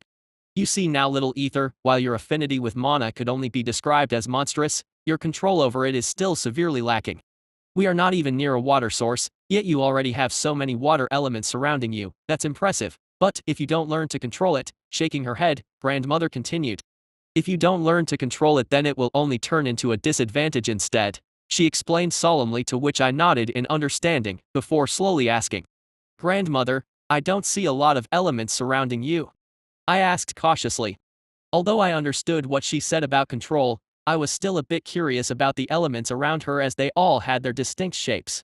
Scratching her chin in a surprisingly human-like way, grandmother slowly explained. Well, in my case, little ether, I prefer quality over quantity, she said, causing me to silently mumble. Quality. To put it in simple terms, think of the elements as dragons. The little ones surrounding you are all younglings, while the ones around me are the elders, she said with a wide grin. My eyes widened in surprise as I watched her elements suddenly make a move. One that had a vaguely humanoid shape stirred as I could see a thin thread appear, linking it with the gigantic mana stream above. Almost instantly, countless wind elements seemed to teleport towards grandmother's location using that thin thread. It was but for a mere instant, but the number of elements that surrounded grandmother was already way beyond what I had around me. I gulped unconsciously, even though she had a lot more encompassing her. I could see that she was in total control over them. Instead of letting them blindly flock around her, grandmother chose to gather them into a strict formation of sorts. Gazing at her in awe, I was surprised to see that the wind elements were a small distance away from her body, while the almost pink-colored element stuck closer to her. Unable to rein in my curiosity, I asked carefully, "Grandmother, you can use two elements." Smiling, she nodded in confirmation. "Indeed, I'm not surprised you can see it." I paused for a second before asking hesitantly, "Grandmother, your second element seems a little bit familiar, but I'm not very sure." I hesitated for a second. Her element was indeed familiar. The color, in particular, reminded me of the charming pink dragoness Linus back in my naming ceremony. Though, for some reason, I don't think it's the same element, I inwardly noted. Although the colors seemed somewhat similar, I had a nagging feeling that they were not the same. You're curious about my second element. Well, no harm in showing you. It's with it that I can sneak into the gods' plane unnoticed, otherwise it would be a pain. She mumbled the last part to herself. I nodded excitedly as I waited for her to showcase the strength of this strange element. Chapter 108, Grandma's Magic. I watched carefully as the pink elements began to twist and twirl around my grandmother's body, causing her to glow with a bright colorful gleam, forcing me to shield my eyes at the sudden brightness. The sudden glow was only there for a few breaths before it disappeared, leaving me with my mouth hanging open in shock and surprise. Grandmother, no, I didn't even know if I could call her my grandmother now, did not appear to be a dragoness anymore. Her body was that of an extremely attractive older human lady. Wait, not completely human, I thought as I glanced at her slightly pointed ears.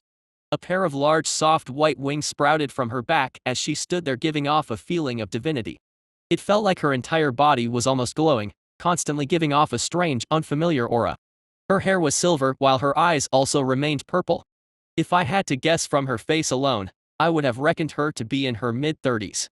Her silky silver hair was short, barely reaching her shoulders, while her deep purple eyes still gazed at me with that gentle look of hers. I gulped before slowly asking hesitantly, "Grandmother?" Hearing the uncertainty in my voice, grandmother brought a hand to cover her mouth as she chuckled lightly before answering. "Who else would I be?" She smirked before asking, "So what do you think?" "Hard to tell. This is not my real body, right?" she asked with a proud expression on her face, to which I nodded subconsciously before adding, "That's so cool, Grandma." "Grandma? Haha, I like that," she laughed before continuing, "and it is cool, right? That old lizard doesn't understand the beauty of going undercover. I can't believe your father didn't take anything after me and instead got that rotten personality from him." She clicked her tongue in annoyance. My eyes were still glued to her body as I tried to figure out, how exactly did her transformation work? Was it a simple illusion? Or did she truly modify her body? Grandmother must have sensed my confusion as she asked, "Are you curious?" To which I nodded subconsciously.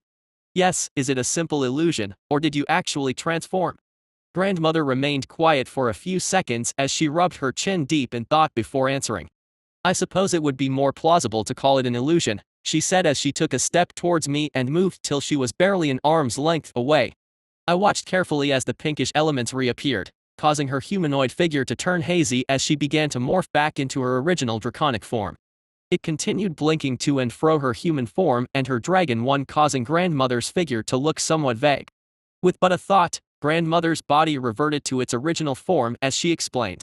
"The gods are all humanoids. They despise monster forms, or so they call them, and believe that the humanoid ones are the holiest forms." Clicking her tongue, she mumbled in annoyance, "Monster forms?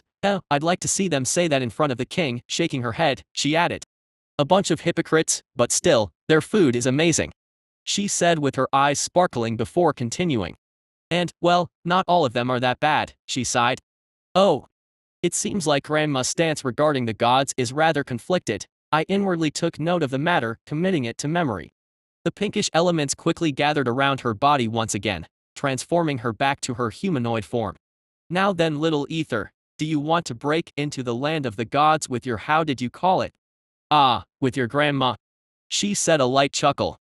I instantly nodded in confirmation. I was very curious and excited to find out more about this floating land of the gods, and besides, Grandma was coming with me, so I didn't really feel nervous either.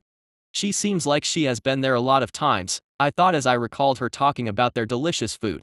With an approving smile, grandmother extended her now human hand towards my head and gently caressed it.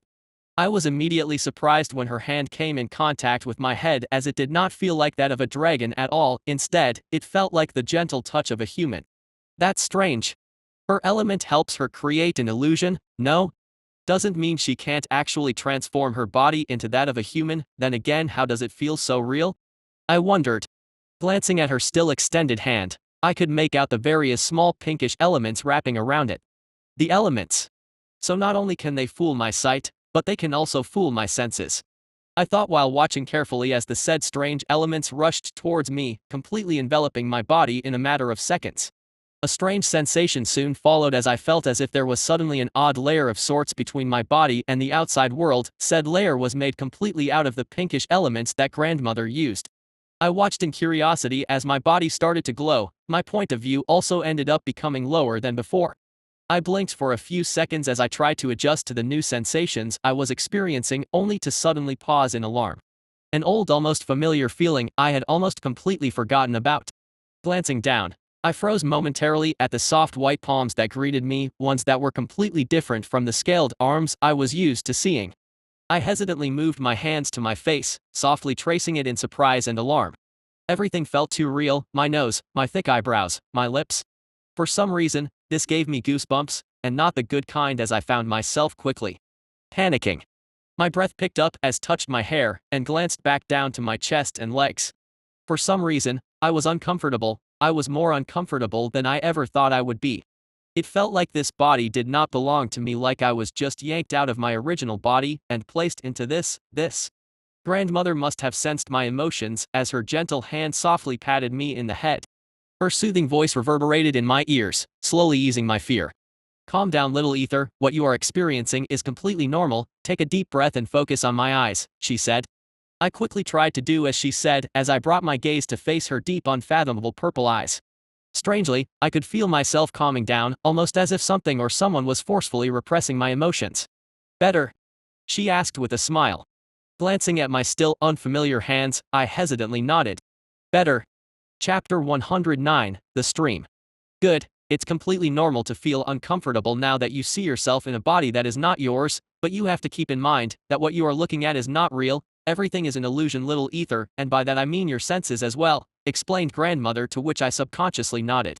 I was still preoccupied with my now human hands, as I brought them closer to my face and then constantly glanced at my feet.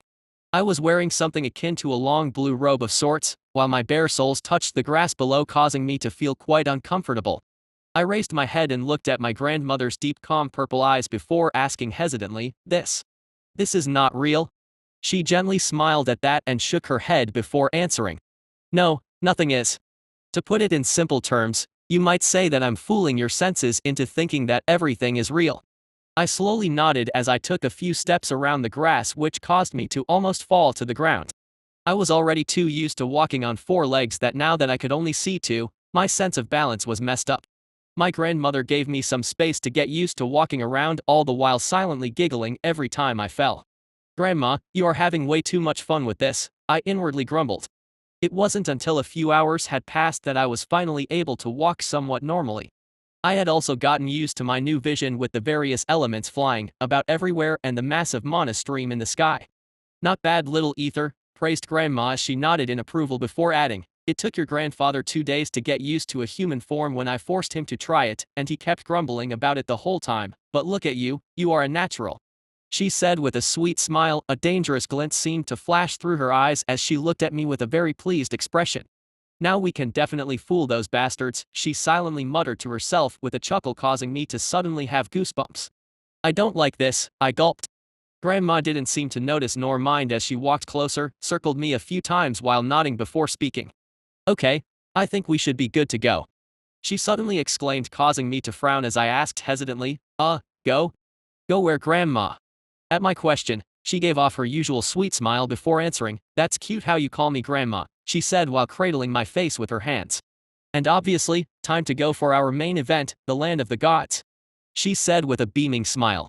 I'm so excited. This is the first time I'm taking someone with me, you know. That old lizard is no fun, all he does is complain, Can you believe he wanted to forcefully enter their land without even changing his form or even attempting a disguise?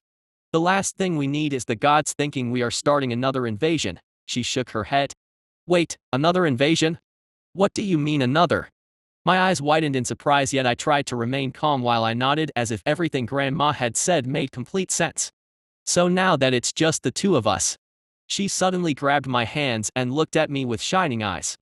We can eat all the food we want. And I wouldn't have to look suspicious eating alone. She said with a beaming smile. Good heavens, so that's why she wants to go there so badly. Grandma is a foodie. I inwardly sighed. I can't believe she wants to risk so much and infiltrate the so-called land of gods for food. The mental image I had built of Grandma slowly came crumbling down, to be replaced by that of a gluttonous dragon. Is this really okay? I asked her carefully while pointing at myself. Although I could now walk normally in this new body, I could still not run, and I still found it hard to do any special tasks that involved using my fingers, and so I still had some concerns that the gods might easily be able to see through my disguise. In response to my concerns, Grandmother lightly tapped my shoulder in a comforting manner before speaking. Just follow what I say and trust me, no one, and I mean, no one will see through your disguise, she said with a wide grin. I mean, at least she's very confident, I noted before nodding in response. Okay, let's do it then. Seeing no point in delaying the inevitable, I answered with a somewhat excited voice. In reality, I was still terrified and immensely uncomfortable, and so I figured the best way to handle things was to just get through with it as fast as possible and go back to my normal form. Great. You don't need to do anything, just try to maintain your balance. Before I could question what she meant, my now 2 feet left the ground as my body was suddenly raised to the sky. I suddenly felt disoriented as I was almost sent spinning backward. It took me a few seconds before I finally managed to regain my balance, all the while Grandmother watched on with a bemused expression on her face. At first, the speed of our flight was akin to that of walking on the ground. Soon, however, as I slowly got used to everything, Grandmother slowly but steadily raised her speed. Before I knew it, we were already sailing through the sky like a meteor, leaving behind 2 streaks of light, one gray the other blue. Since we were in the sky, my view of the Mana stream was better than when we were still on the ground, and my eyes were glued to the magnificent stream. All sorts of giant elements seemed to swim along all together, following the flow of the stream.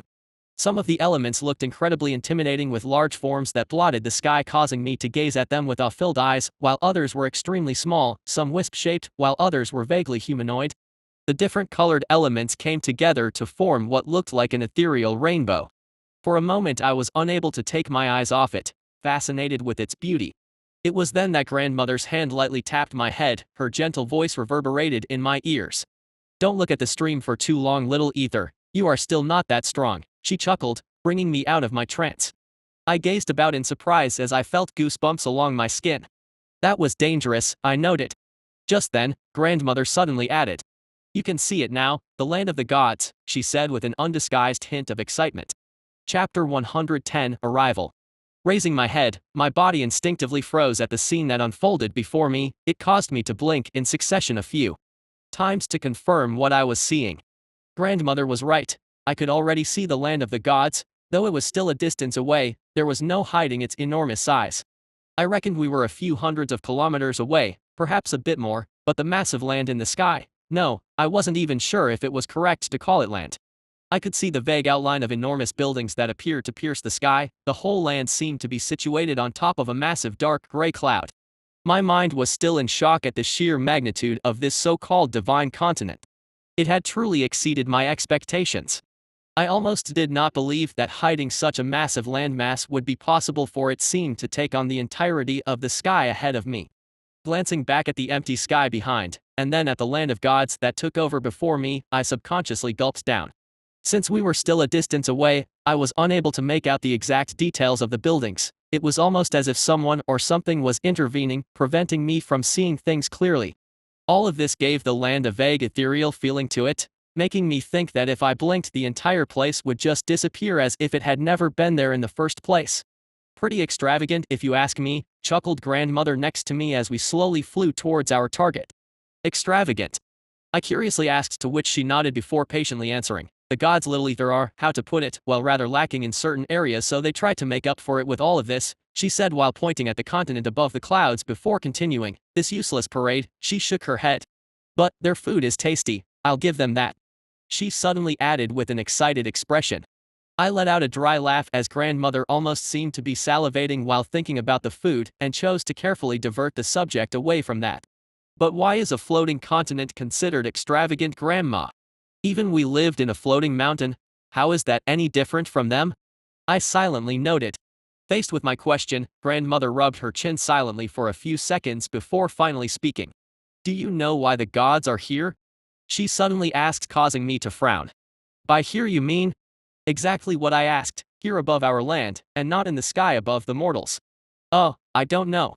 Maybe because they feel it's beneath them to be in the lower continent? I randomly guessed. Shaking her head, grandmother chuckled before replying. Oh, they wish quite the opposite, little ether. The gods would love nothing more than being there instead of here, since it would be like overlooking their playground, you see.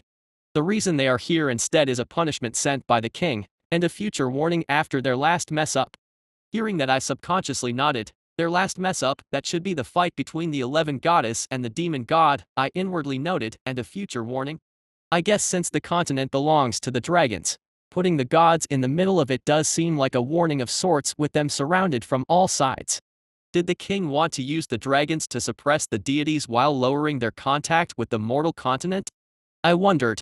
Grandmother then continued, if it was up to them, the gods would love nothing more than for all the dragons to completely disappear. Most of them hate us, some are reasonable, others are neutral, but the majority are still against us, though they do not have the guts to stand up to us, for they know just how significant our role is at keeping them and this entire plane alive. She chuckled. I slowly nodded in understanding. Obviously not all the gods are unreasonable, but there is still some bad blood between them and us, just like how grandfather and father don't seem like they could ever get along with them. Still, like grandmother said, I'm sure a few are reasonable, perhaps friendly even. With such thoughts swirling across my mind, we slowly got closer. It's because of our tense relationship that most of the deities refuse to set foot on the same land as us. Grandmother let out a silent laugh as if what she had said was the funniest joke ever. A bunch of arrogant fools, she quietly muttered under her breath. I wisely chose to remain silent as we drew closer. My eyes widened in surprise as I could now better see the clouds. Various oversized faces flashed between the fogs, wearing contorted expressions of pain as they seemed to be screaming for help, yet their pleas were eerily silent. Some looked like they were crying, while others appeared as if they had lost all hope. A rare few would have expressions of anger. The strange creepy faces caused my skin to crawl as I turned to look at Grandma, who did not seem disturbed whatsoever. She glanced down at me, seemingly sensing my unease, and replied with a beaming smile. Nothing to worry about, little ether, that's just the sick hobby of a few twisted bastards. It has nothing to do with us, she reassured me before silently mumbling under her breath. I can't believe someone would still do such a thing to their kin. She clicked her tongue in annoyance. We gradually arrived before the massive landscape, though it appeared as if it was protected by a wall of clouds preventing us from seeing anything inside.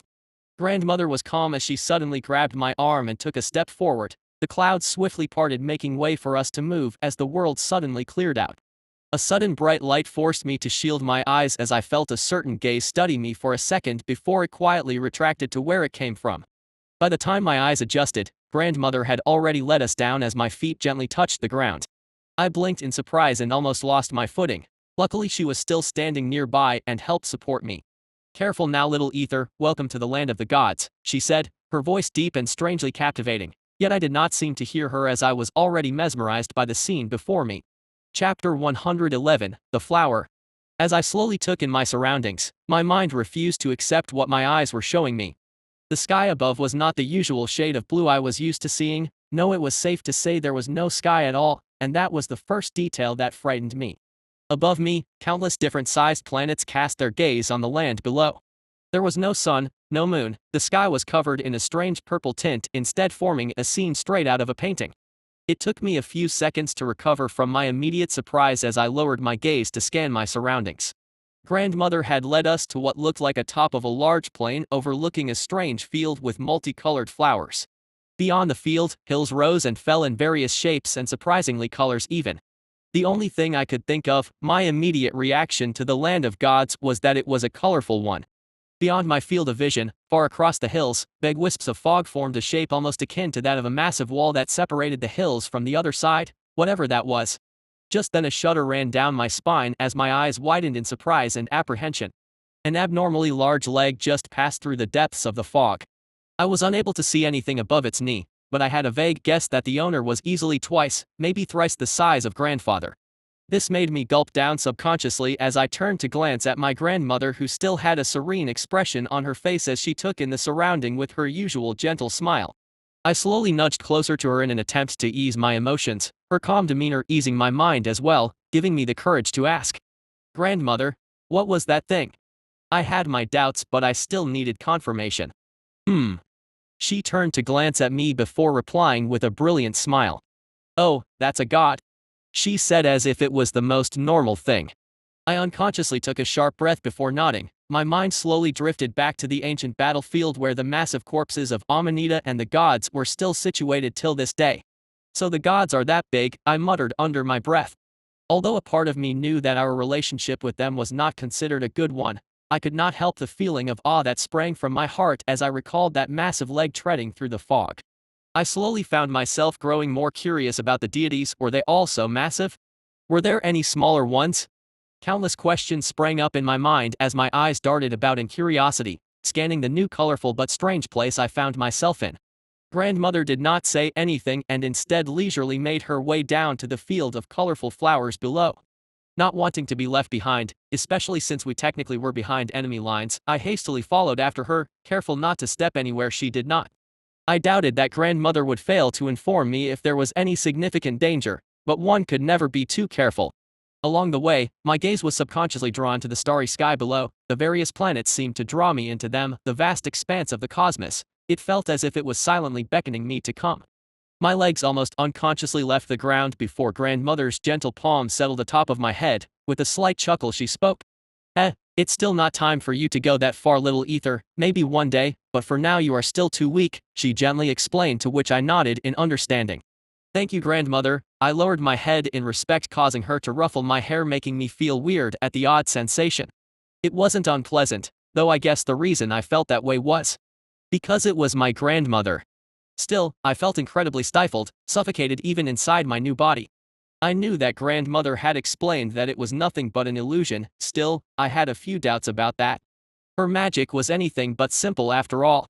Suddenly a random thought made its way to my mind. Wait, if it's actually an illusion and that she had not changed my body, that means my size is still the same as I was as a dragon, which means even in this humanoid form I should easily tower over a normal mortal, right? I wondered in curiosity as we approached the multicolored flowers.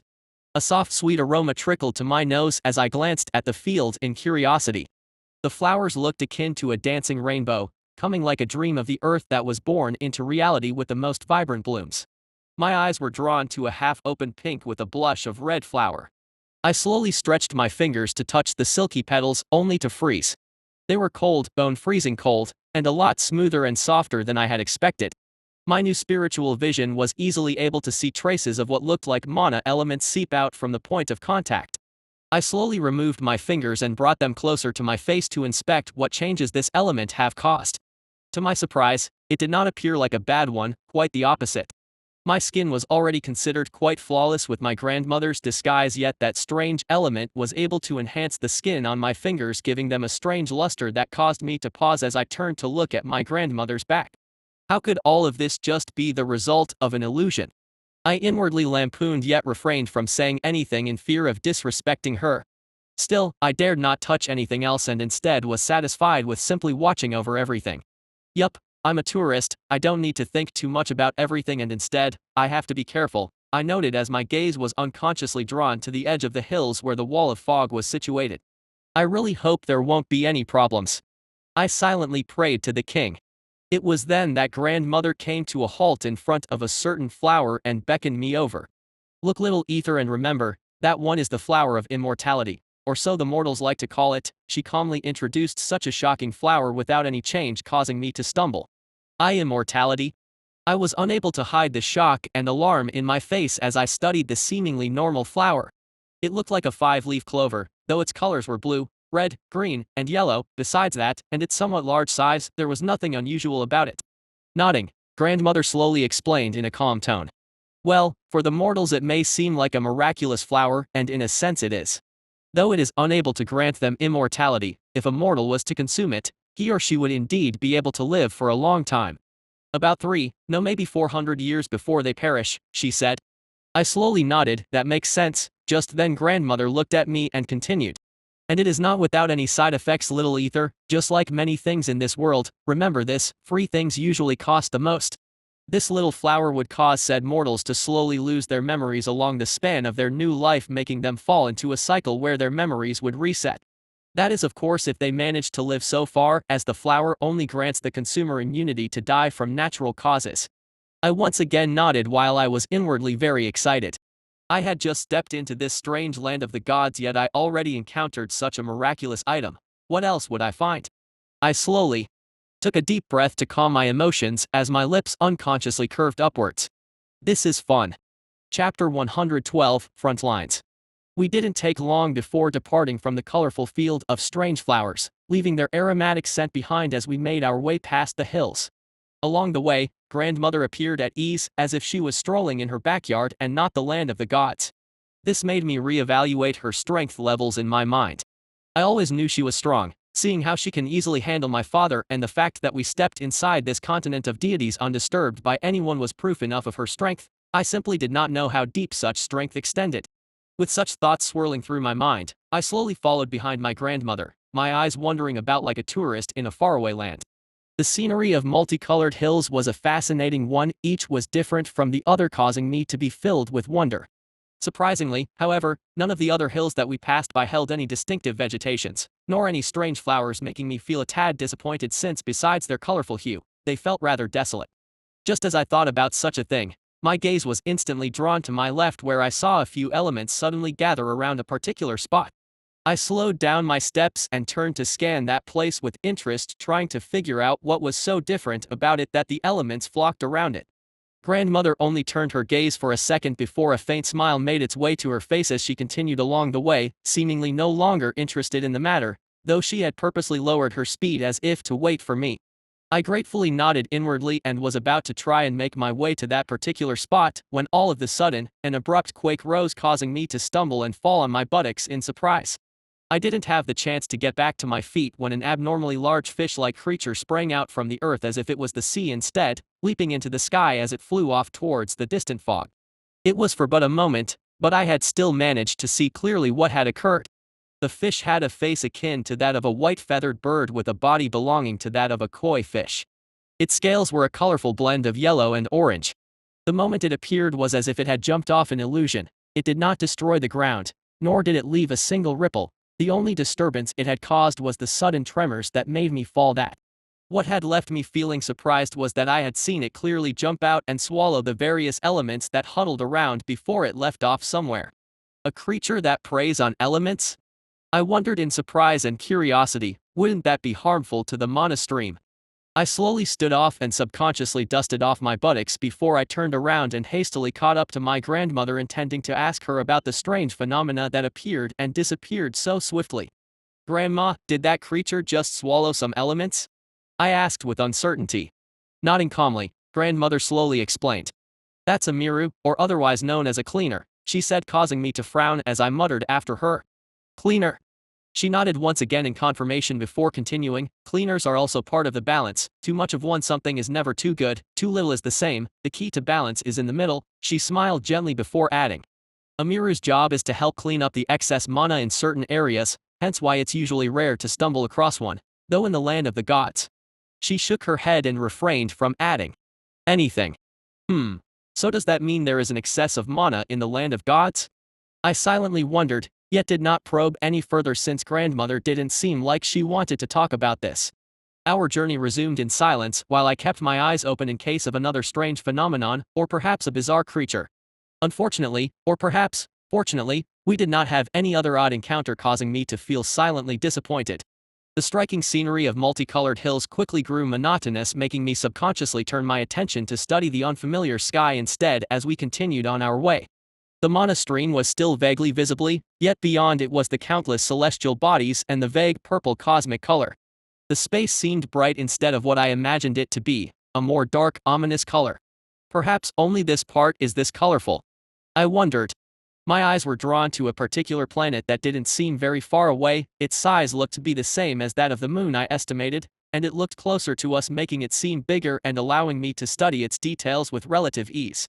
The planet's surface was a pale yellow color, almost like a dim sun of sorts, yet for some strange reason, looking at it didn't really hurt my eyes whatsoever. A desert planet perhaps? I guessed. Just then, my body immediately stiffened as I felt myself freeze in shock. I unconsciously gulped down as a feeling of terror washed over me. Just as I was studying that unfamiliar planet, an unexpected void tear suddenly opened. It was so large that I was easily able to see it. It looked like the entrance to the abyss. Its color was as dark as a starless night, making me feel an abnormal sense of unease. Yet what truly caused my blood to freeze was the vague outline of a large figure struggling to push its way out of whatever hell it was from. Just as the terror in my heart intensified, an enormous figure of an orange dragon appeared over the void tier. That area brightened for a second, causing me to avert my gaze before I quickly brought it back, only to find nothing. Everything felt like it was a dream. There was no dragon, no void tier, and no abyssal creature trying to push its way out of it. If not for my still uneasy heart and my back full of sweat, I would have almost thought what I saw was nothing but an illusion, yet I knew that it was all too real. I gulped down fearfully as I recalled that scene. Is that the real battlefield of the dragons? The front lines? I wondered as a shiver ran down my spine. Shaking my head, I hastily ran after my grandmother, still unable to shake off the uneasy feeling in my heart. Chapter 113, Exploration. We continued along our way, my mind still preoccupied with the previous scene I had just witnessed. It made me fearfully keep my head lowered as I did not dare raise in worry that I might just see something else. Trying to distract myself, I drew closer to my grandmother before asking casually, "Grandma, what is this place called?" I asked, motioning to our surroundings. She glanced back at me for a second before answering in a calm tone. "The outskirts," she said. "The outskirts. That's yes, a shitty name. What can I say? The deities have a weird sense in naming stuff. They like their grandiose palaces and care a lot about their images. Then you see some of the stuff they name, and it's just..." Shaking her head, she continued, "Ridiculous." I subconsciously nodded while studying my grandmother's features in interest.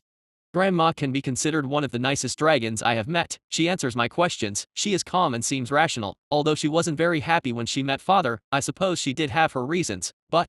Still, just as I was thinking about that, her eyes suddenly shone brightly as she grabbed my hand and dragged me along with such speed, causing my feet to leave the ground.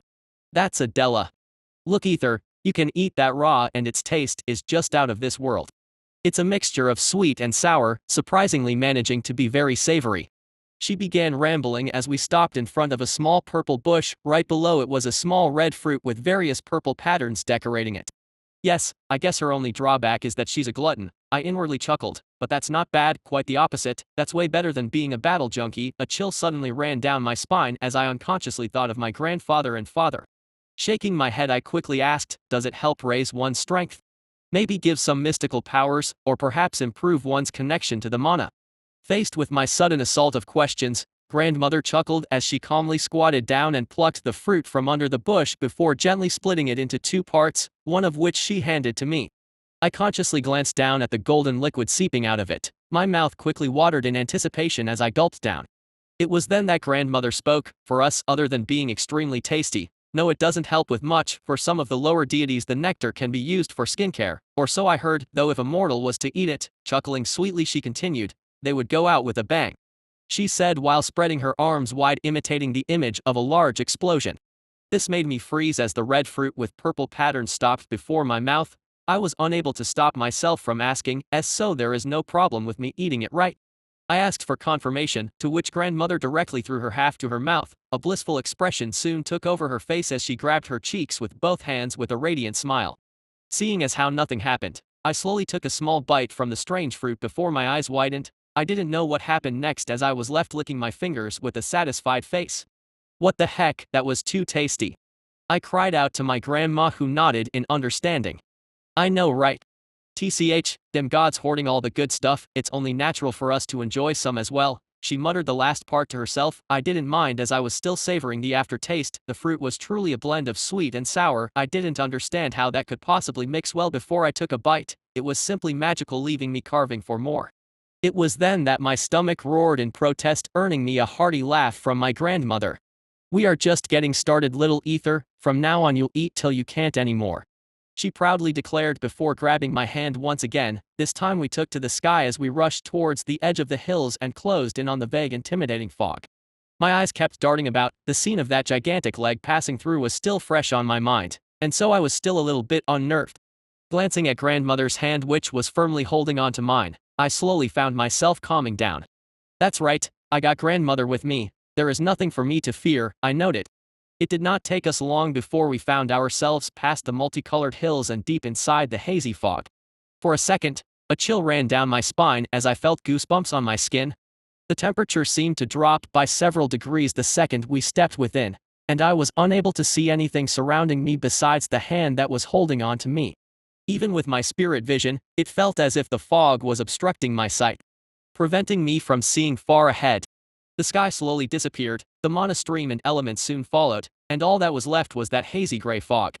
A loud boom suddenly sounded not too far from where we were at, causing me to jump subconsciously as I put my guard up. Surprisingly, however, grandmother was as cool as ever, she didn't seem to mind nor care as we continued towards our destination.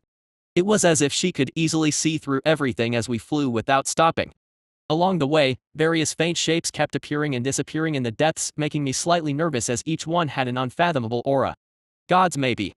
I wondered. Soon, however, we stepped out of the sea of fog. Bright sunlight assaulted my eyes, forcing me to shut them for a second as I adjusted to the sudden glare before I curiously scanned the scenery before me. It was as if we had stepped into an entirely different world altogether. The purple sky that seemed to overlook the vast cosmos was gone. Instead, a familiar blue one hangs above. A vast giant forest extended before us, each tree seemed to rise to the sky, dwarfing me in size.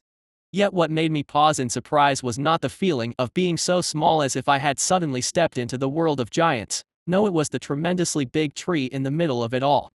It was still a distance away, but I could vaguely make out its outline. Its sheer size could easily dwarf out my father, who looked like a small mountain. I slowly turned my gaze to grandmother, intending to ask, "Grandma, what is that thing?" She slightly chuckled before replying, "That little ether is a god, and our next food source," she said with a devilish smile. Food source. Chapter 114, Lone.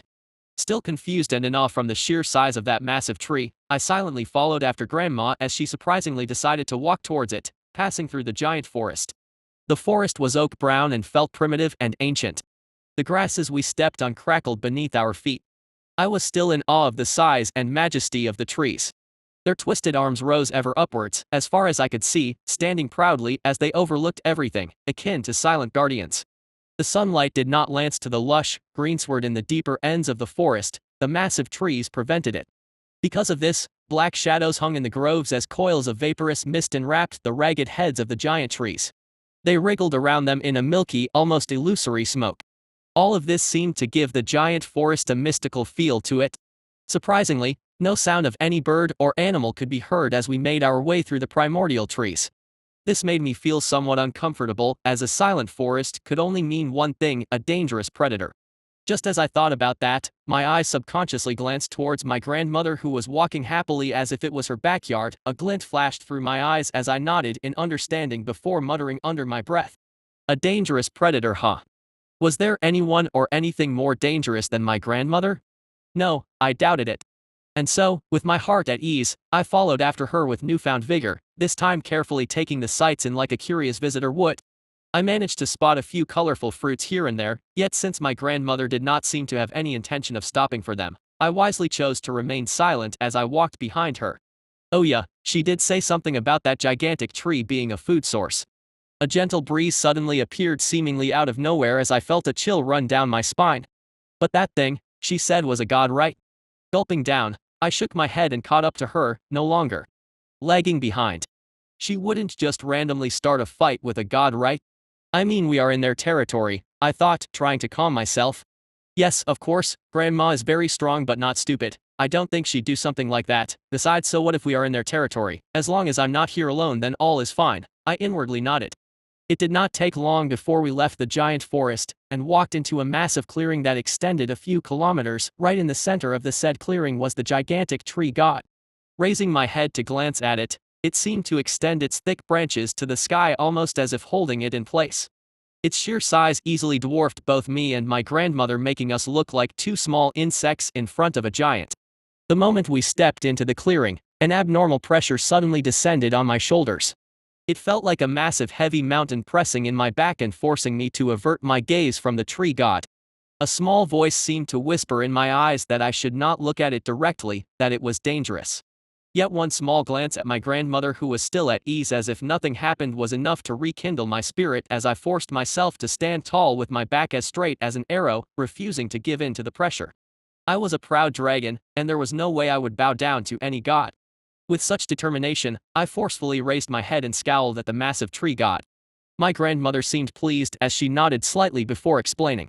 Another nasty habit of the gods, I told you how proud they are, so most of them use their aura and mana to form an almost invisible shield around their body, making it impossible for mortals to look at them directly, as they think that is beneath them. They also use this as means of intimidation, hence avoiding to fight most of the time, she said. This suddenly made me recall a scene I had almost forgotten. The battle of the elven goddess and the demon god, during that most of the mortals were kowtowing with their heads hanging low in fear as their respective deities fought it off. The gods seem to care a lot about their image, I thought as I peeked at the massive tree god with my spiritual vision. The abnormally large tree was surrounded by a layer of glowing green. Equally massive elements seemed to envelop it in a defensive formation, making it hard to look directly at the tree's body. Blinking twice, my spiritual vision slowly faded, leaving behind the large tree and its oppressing aura. I quietly heaved a sigh of relief. The spiritual vision was indeed very helpful, yet it made me somewhat dizzy with all the colors and countless elements, hence why I was still not completely used to it. I'll just use it when there is a need to. I'm still not used to seeing the world like that, I thought to myself. Just then grandmother's hand gently coiled around my arm as she pulled me closer towards the tree. "Let's go," she happily proclaimed, and who was I to disagree? Just as we were about to reach the vast tree trunk, the vague outline of a figure rose from the ground, causing us to halt. The figure was humanoid and about the same size as us. It was a lady with short green hair and equally emerald green eyes. Her gentle face somehow reminded me of my grandmother as I unconsciously turned to glance at her before looking back at the newcomer. The only thing that was strange about her was that her lower half was made out of vines while her upper one looked human, and instead of ears, she had bright green leaves that surprisingly seemed to match her figure. Her private parts were also covered in leaves, although those were brown in color. She's pretty, I thought, faced with her gentle gaze. Grandmother didn't seem too surprised with the appearance of the newcomer as we calmly approached her. "Lone," grandmother said with a smile, to which the newcomer responded with a gentle nod before replying. "How nice of you to visit again. I see you brought a cute youngling with you this time," she replied while eyeing me with curiosity. I didn't feel any animosity, but I still subconsciously shuddered under her gaze. Grandmother's smile widened as she patted my head and answered, "Yes, this is my grandchild," she proudly proclaimed, and I could see the leaves lady's eye widen slightly before she regained her composure. "Is that so? He does have your eyes," she answered sweetly, to which grandmother proudly nodded. "I know, right? Well, he is still young at the moment and he needs to eat a lot to grow stronger, you know, and that's why Lone give him one of your fruits," said grandmother, her face turned serious towards the end, causing Lone, who had a gentle smile all along, to frown. The mood turned heavy as the two ladies stared at each other, and I could almost see some invisible sparks flying between them. My breath got stuck in my throat as I silently waited for their confrontation to pass. Fuck, a silent curse passed through my mind as I found myself in such a situation. Chapter 115, Friends? The oppressing silence prevailed as the two ladies continued to size one another. My heart was instantly stuck in my throat as the mood was extremely heavy. It felt as if the two would suddenly start fighting against one another without any warning. Still, I was in no position to make any move nor speak as I remained rooted in place, waiting for this silent confrontation to end. The seconds trickled by before the tree goddess Lone finally regained her gentle smile. The heavy mood and oppressing aura that enveloped her quietly disappeared before she spoke. "It seems like you are placing quite a lot of importance on your cute little youngling," she said, causing a chill to run down my spine as she turned to gaze at me with a warm stare. "Is she trying to threaten Grandma?" I wondered. Grandmother didn't seem to be very concerned as she lightly chuckled while hiding her face. "Ah well, you know me and how I've been trying to get my husband and child to accompany me for a visit so I can show them the sights, yet they always refused. Now that I have my cute little grandchild with me though, of course, I'll do my best to pamper him," she said, her smile not quite reaching her eyes as her gaze remained cold while glancing at Lone.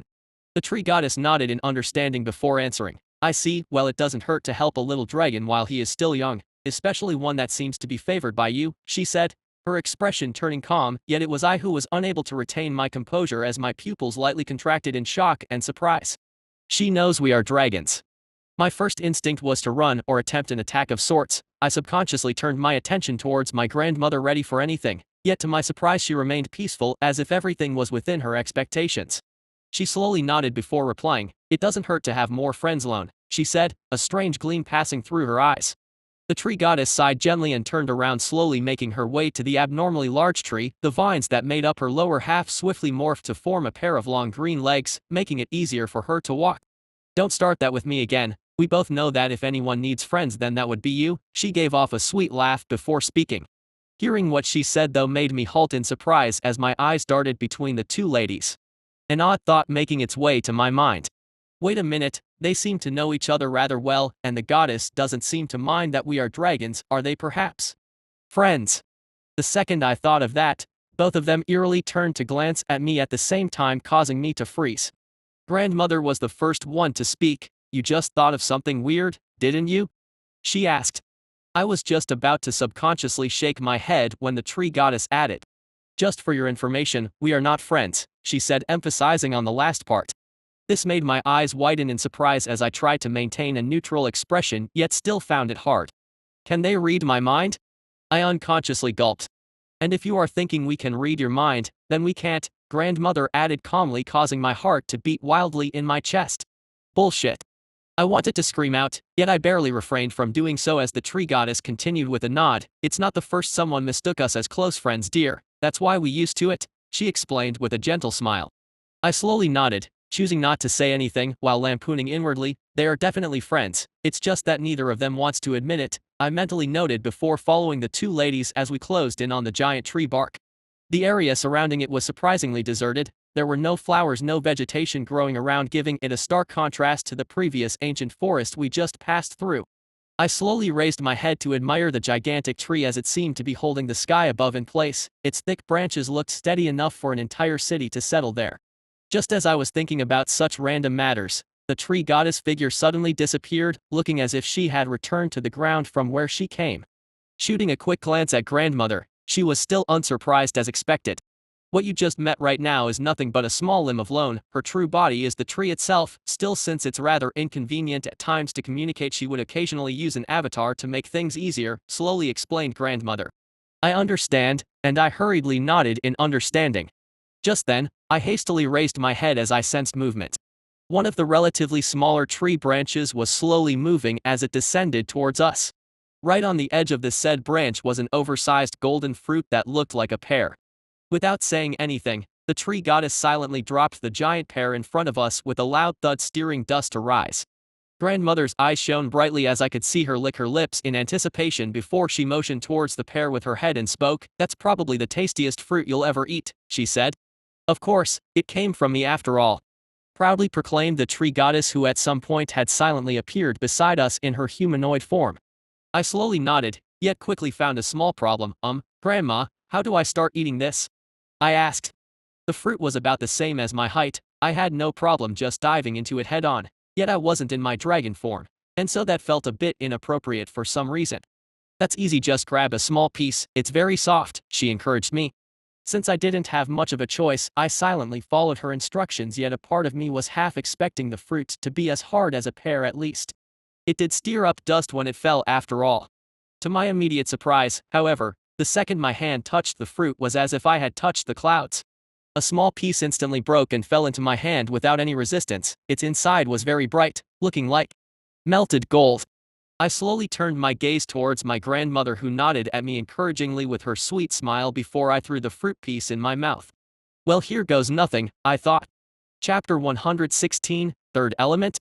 The second I put the fruit in my mouth, my entire body froze as if I had been struck by lightning. The fruit immediately melted, sending a torrent of favorable juice to my mouth, stimulating my taste buds. My mind cleared out as I unconsciously moaned in pleasure. Closing my eyes, I did not move, and simply stood there rooted in place. My tastes exploded as it felt like a whole new world just opened before me. I do not know how to describe what I felt, since it was the first time I ever tasted something this delicious. I felt like I was in a daze after the first bite, and I only regained my senses when I realized that the abnormally large fruit that once stood before me was long gone. Confused, I turned to look at my grandmother and the tree goddess, who were both covering their mouths while chuckling sweetly. Doubtful, I hesitantly glanced downwards at my human hands only to see a few remains from the soft fruit. I finished it all? I thought in disbelief before slowly raising my fingers to my mouth and subconsciously licked the remains in a daze. By this point, my grandmother couldn't control her laughter as she spoke. Ha ha ha, how cute, he finished it before he even knew what was happening, she said. The tree goddess by her side nodded with a gentle smile. Reminds me of a certain someone, she replied with a teasing tone while shooting a casual glance towards my grandmother, who coughed with a rarely seen embarrassed expression. Ahem, that, I was just a bit hungry at the time, she then replied, earning her a hearty laugh from the goddess. Yes, of course, just a little bit. It's not like you threatened to rip all of my branches out if I didn't give you another one, she said with a smile. Hearing that, grandmother turned her head to avoid looking at her and muttered under her breath. I said I was sorry, damn. Seeing that scene, I was momentarily surprised as I inwardly noted. So grandma does have a shy part to her, I thought while I continued licking my fingers unconsciously. Shit, well, I understand why she would threaten her for more, I thought wistfully. I didn't even get to enjoy it before it was gone. Almost like I was hypnotized, I inwardly lampooned. Just as I gathered my courage to ask for a second one, the ground suddenly seemed to rise and smack me in the face. Hey! What happened? I panicked before I realized that I had collapsed. Grandmother and the goddess voice slowly carried to my ears. So it started already, calmly said my grandmother. I couldn't see her face, yet I was still able to sense her gaze. You do realize that his cover will be blown and he will revert to his original body, right? Asked the goddess. Yes, and that's why I have you, answered grandma in a cheery tone before adding, help me cover his aura until he is done. Clicking her tongue, the goddess answered, while he is cute and all. Why should I do that? She asked with a teasing tone. Silence quickly reigned after she said that, and I was unable to see my grandmother's reaction, yet the goddess' reply quickly came. Okay, I was joking. She grumbled before countless green vines rose from the ground and surrounded me, effectively isolating me from the outer world. The vines came together to form what I guessed to be a cocoon of sorts.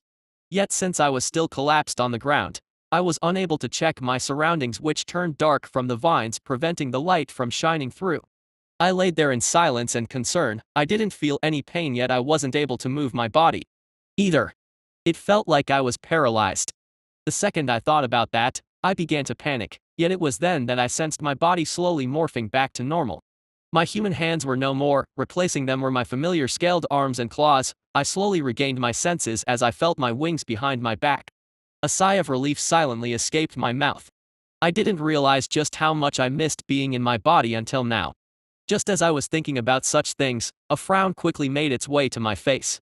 I was still unable to move my body, yet I could vaguely sense that I had grown larger than I was before. I could feel that I was at least twice my previous size. Did that fruit help me grow larger? Maybe physically stronger as well? I thought.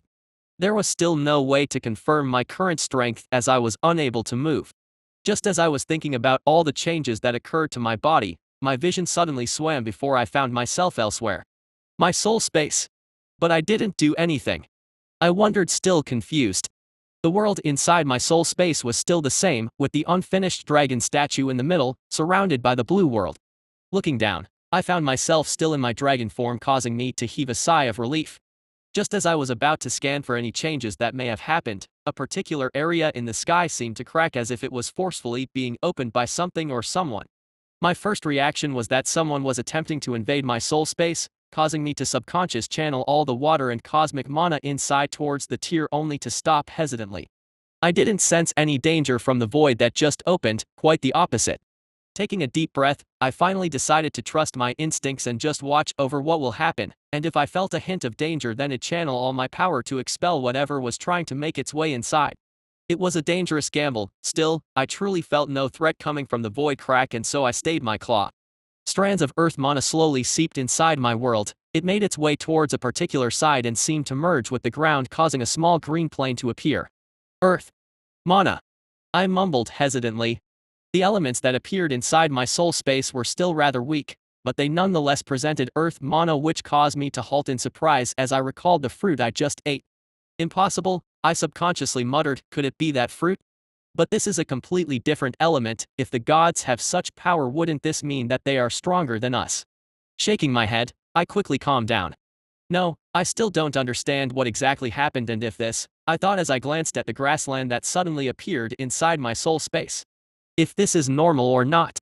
Chapter 117, Advancement. My vision swam as I slowly blinked back to the real world. The vine cocoon still surrounded me in protection, preventing even the light from coming inside. A low grunt escaped my mouth as my clawed arms lightly twitched. I was slowly regaining my lost control over my limbs.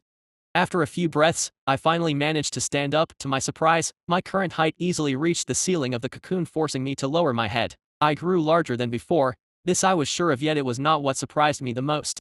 It was the faint translucent light that emitted from my scales. To my immediate surprise, my light blue scales now held a distinct pattern akin to green vines streaking through my side. The green strips were not exaggerated and appeared to complement the blue color of my scales quite well. Glancing at my body in curiosity, I confirmed that the pattern of vines was only formed to my left and right side under my wings. The vines seemed to glow with a hazy green color, yet that was blanketed by the shiny blue light that my scales emitted. Another change I was able to sense was the presence of the earth mana. Although I was always aware of its existence, this time I clearly felt myself to be much closer to it than before. Although nowhere near my affinity with water, it was very impressive nonetheless when compared to before. Just as I was thinking about that and curiously studying the vine pattern on my body, a thought suddenly made its way to my mind, making me halt in place. I just gained a small affinity to earth mana and pattern appeared on my body, but I don't remember any distinct feature transpiring after I gained control over cosmic mana. Why is that so? What's the difference? I wondered. Just as I was seriously contemplating such matters, the vine cocoon that protected me slowly opened as bright light seeped in, driving away the slight darkness inside. The glow from my scales seemed to dim as well as I glanced at the small entrance in curiosity. I called it small since the entrance was just about the size of half my arm, not quite reaching my chest. Grandmother's humanoid figure slowly walked in with deep, steady steps. Once she was inside, she instinctively raised her head to glance at me with a pleasantly surprised smile on her face. Well, would you look at that? Little Ether is not so little anymore, she sweetly chuckled while elegantly hiding her mouth with her hand. Grandma? I muttered with undisguised surprise. Her figure looked very small when compared to mine, she didn't even reach my chest. Taking that into consideration, while also recalling that grandmother's humanoid figure was still significantly taller than that of a normal mortal, I was pleasantly surprised with my sudden growth sprout. TSK, this went way better than I expected. I'm afraid we won't be able to continue with our exploration for the time being, she said as her head dropped sadly. What? Why is that so? I asked in surprise. Although the land of gods appeared rather mysterious and seemed to be fraught with hidden dangers, I wasn't very concerned since I had my grandmother with me, which was why I intended on fully exploring the place now that I had the chance. We had barely gotten here yet grandmother already wants us to go back. Letting out a slight chuckle, grandmother spoke slowly. Loan's fruit is not supposed to give you an affinity to the earth element, at best it's a delicacy that could help strengthen your body. Seeing how your physical aspect is not a strong fort of yours, my original intent was to help you strengthen it a bit. The fact that you managed to grasp a small amount of affinity from it instead is quite shocking. Grandmother's lips curled upwards in a wide smile as she continued, Haha, I can now understand what that old lizard meant when he described you as a little monster. Hearing that, I lightly lowered my head in embarrassment. So that's how it is. I wasn't supposed to gain an affinity with the earth element. It could be considered as a very pleasant surprise, still that didn't explain why we had to leave.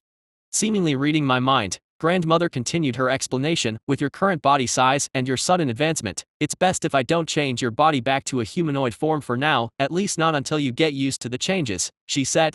I slowly nodded. Wait. She said change my body, not disguise it. Does this mean grandmother's magic is not illusions but rather something else?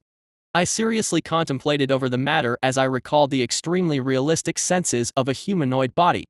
Grandmother did not seem to notice my puzzled look, or perhaps she chose to ignore it as she continued, and if we leave you around the land of gods with your dragon form, then we'd have every major deity on our tail before we could blink. She chuckled as if what she had just said was not a problem at all.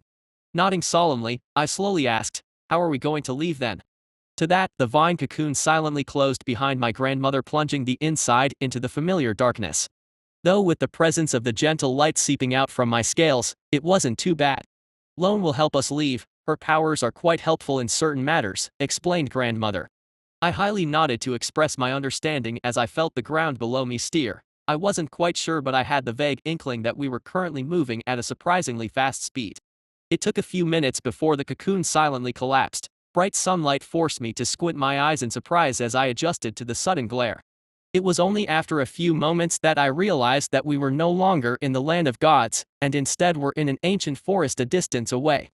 Loen's a gentle voice drifted into our ears as the leaves surrounding us rustled. "Good luck, little dragon," she said in a slightly teasing tone before adding, "Next time you better bring something else in exchange," she said, and I unconsciously understood that the later part was meant for my grandmother. As the slight breeze disappeared, so did the tree goddess presence, leaving me quite conflicted after my first real meeting with a deity. She was quite different from what I expected, and although we didn't have much time to interact with one another, I could still sense that she wasn't a bad person. God? Perhaps I was wrong and everything she showcased was just a facade. One can never be too sure. Still, from how my grandmother seemed to trust her, although she didn't directly express it, I was confident in my guess that the two ladies were friends. It was just that no one wanted to admit it first. Cute, I chuckled in amusement. Chapter 118, Thank You.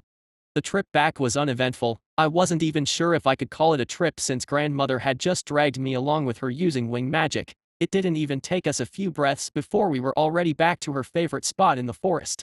This made me think that grandma was taking it slow on our first trip, which also made me consider whether or not my father and grandfather were the same as well. Did they ever go serious? I doubted it, especially when it came to my grandfather, who had a grandiose title of the Destroyer, taking into consideration how he can obliterate an entire planet and how dragons are a race whose job is to fight off eldritch horrors from the void. I doubted I would see any of them go serious. And I don't think I'd ever want to either, I sighed, to which grandmother spoke as she slowly made her way onto her favorite giant rock. "What's with the long face, little ether?" She chuckled, though it felt kind of weird with her calling me little since with my current size, I easily dwarfed her, even with her dragon form, though I still believed that she was forcefully making herself look small. "It's nothing, Grandma, I'm just curious about a dragon's real strength, I guess." "I don't know, I feel like I grew stronger," I said while clutching my clawed plant, causing a cracking sound to echo out, before adding, "Still, the stronger I grow, the more I realize just how big of a gap there is between us." I sighed. Grandmother looked at me in surprise for a few seconds before she burst out laughing. "What?" I asked hesitantly, thinking if I had said anything wrong. "You need to slow down a bit, little ether. Ha ha ha, you are what, 5, 6 years old? And already comparing yourself to us?" "Ha ha ha, as expected of my grandson," she said with a laugh. "Do you even know how old we are?" She then asked, to which I carefully shook my head. Little ether, we've been alive for a very very very long time, and I don't just mean a few decades, I'm speaking centuries." A sigh escaped her mouth as her playful expression disappeared. "Did you think that old lizard easily got the title of the Destroyer? You think he was always like that?" Shaking her head, Grandma continued, "He also had his fair share of lost battles," she added before letting out another sigh.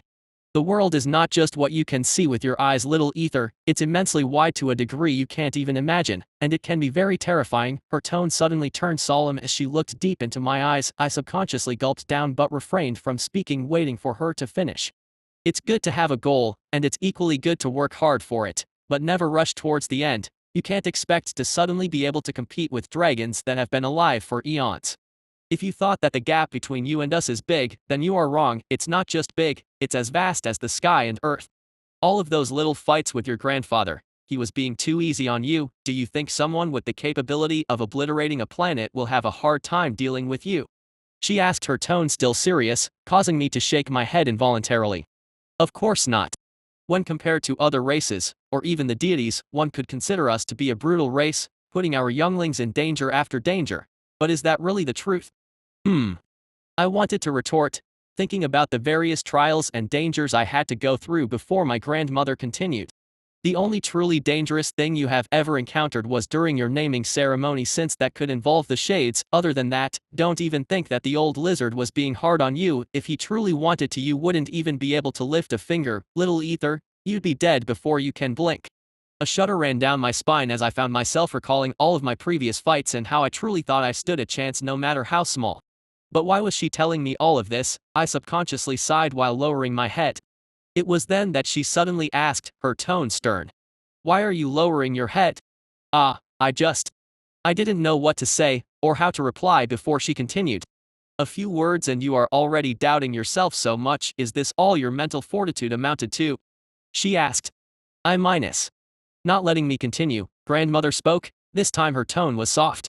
Little Ether, being born a dragon means you shoulder a heavy responsibility, one that you will grow to understand better in the future. I'm telling you all of this not to discourage you, quite the opposite. I know that the old lizard is useless when it comes down to these talks.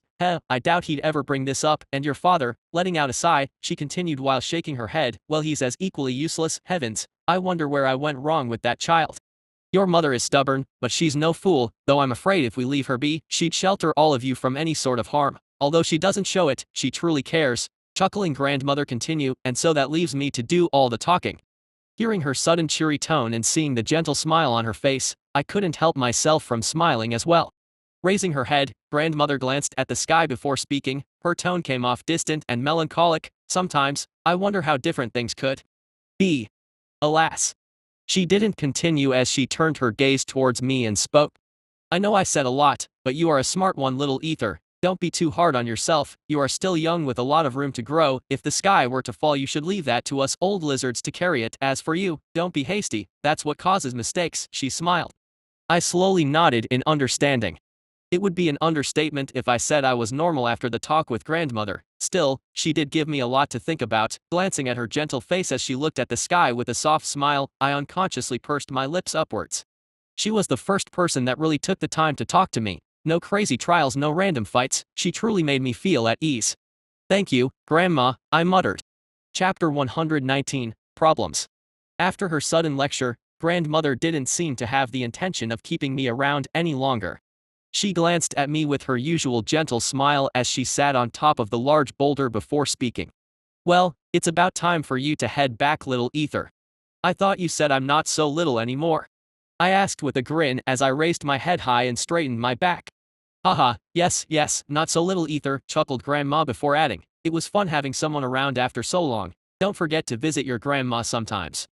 Nodding seriously, I answered in a sincere tone, of course, Grandma, I'll be sure to drop by often. I was serious when I said that. Although her last lecture was quite harsh, I could still sense that she only had my best interest at heart. Besides, grandmother was one of the only dragons that I could hold a normal conversation with without any fear of randomly being tested or attacked for no reason.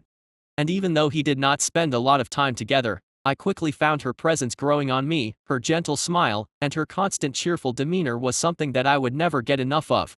It was for a short while, yet she still managed to make me feel like a part of the family, and for that I was grateful. I sincerely lowered my head in a deep bow. Grandmother, who had transformed into her humanoid form, hopped off the large boulder. Her body floated lightly towards my head, which now easily dwarfed her in size. She then extended her head and gently caressed my scaled forehead. Mana twirled around her fingers, giving me a soothing feeling as I felt myself relax. Goodbye, Ether, she suddenly said. I opened my eyes only to come across her deep, unfathomable purple eyes. An unreadable expression was on her face. Before I could say anything, the world around me suddenly swam as I felt myself get enveloped by mana before I disappeared. By the time I opened my eyes, I was no longer standing in front of my grandmother. Instead, a large floating mountain was drifting across the sky ahead of me at a leisure pace. Glancing around in surprise, I confirmed that I had returned home. Turning my head back, I could vaguely see grandmother's encouraging smile. A light chuckle escaped my mouth as I launched myself to the sky. The ground below my feet cracked, forming a large crevice as I took to the skies. It didn't take me long before I landed before the entrance of our cave. It was then that I suddenly sensed that something was wrong. A frown made its way to my face as I raised my head to look at the sky. Essie was not there. Perhaps she went somewhere else, but I doubted it since the sun was still high in the sky. She would usually be up there at this time. Glancing at the entrance, my frown deepened. Immy was not there either. Usually, she would also be lazing around here basking under the sun. My eyes glanced back at the entrance. A few drops of blood dyed the ground red.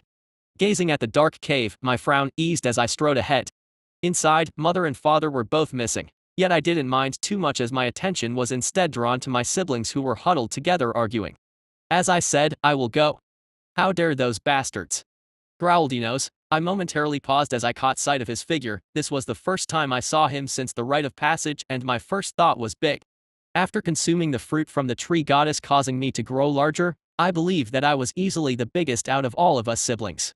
Yet glancing at Ino's, who was almost the same size as me, I suddenly felt cheated. The muscle head had also grown significantly larger. Although I was still taller, he was not that far behind, just a tad shorter but much more muscular, with scales that looked like armor all around his body. My attention was instantly caught by a nasty gash on his tail. He was missing a few scales and seemed to be using earth mana to compensate for the loss, causing a mismatched color in that area, which was light brown. What's that? Even if he was injured, he should still be able to regenerate his scales, I wondered. No, I said, I'll do it. You just wait here and take care of her. Imi suddenly spoke. Her tone was extremely frosty as her killing intent ran loose. Sidus, who was surrounded by the dark shadows of the cave, replied, "Your healing capabilities are the best out of us three. With older brother gone, you should stay as take care of her while I'll go handle this," he replied calmly, yet I could feel the deep rage buried beneath that calm facade. My heart thumped loudly in my chest as I heard their conversation. My gaze subconsciously glanced at the small figure laying on the ground in obvious pain. My siblings seemed to have sensed something as they all turned towards the entrance simultaneously, their eyes widening in surprise as they saw me. "Oh, older brother," muttered Sidus in uncertainty. Imi remained quiet, but her widened eyes spoke of how surprised she was. Yunos, on the other hand, had his mouth wide open as he looked at my large figure. He seemed somewhat conflicted as he glanced back at himself, and then at me. Without saying anything, I swiftly made my way towards Essie, who was collapsed on top of a small flat boulder. Her usual shy face was contorted in pain, her eyes were closed, occasionally shuddering as a low groan escaped her mouth. Taking a deep breath to calm myself, I instantly called out to the water mana in my surroundings, forming a bubble of water around her left wing and abdomen. Her wing was almost completely torn off, while her abdomen had 3 large gashes. A claw wound? I took note. With the help of my water magic, her wounds slowly squirmed before they began to close by themselves. After a few minutes, the gashes were gone, her wing was completely restored, while her expression eased. "As expected of big brother," muttered Yunos as he glanced at little Essie with a rare gentle look on his face. I didn't say anything, nor did Imi and Sidus. We remained silent until Essie's eyes slowly fluttered open. At first, she seemed confused, her gaze was dazed before it was replaced by one of extreme terror, causing her to shrink into a small ball using her wings to cover her face, before finally sensing something as she peeked out hesitantly. The moment she did, our eyes met and she revealed a pitiful expression before she jumped on top of my head with a cry. "Big brother." Imi, who was standing by my side, heaved a sigh of relief before her expression turned calm as usual. Sidus didn't show any signs of surprise, yet I could still sense his relief, while Yunos had a goofy smile on his face as he slowly nodded.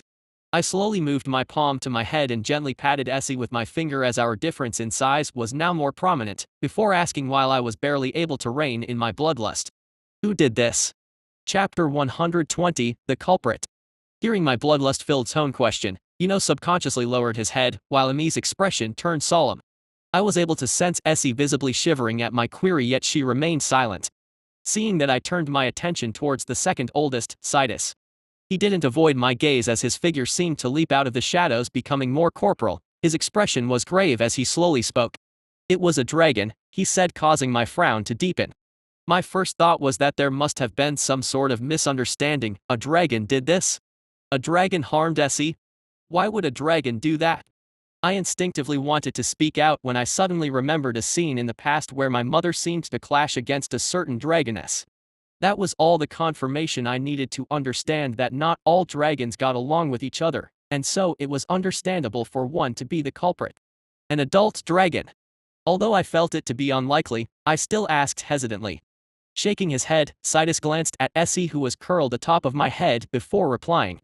"No, it's a young dragon who claims to have been named by the king. He is the one that attacked Essie," he said in a serious tone. I could sense the rage that bubbled deep inside of him as he tried to project himself as being calm, yet beneath all that facade was a storm threatening to lash out.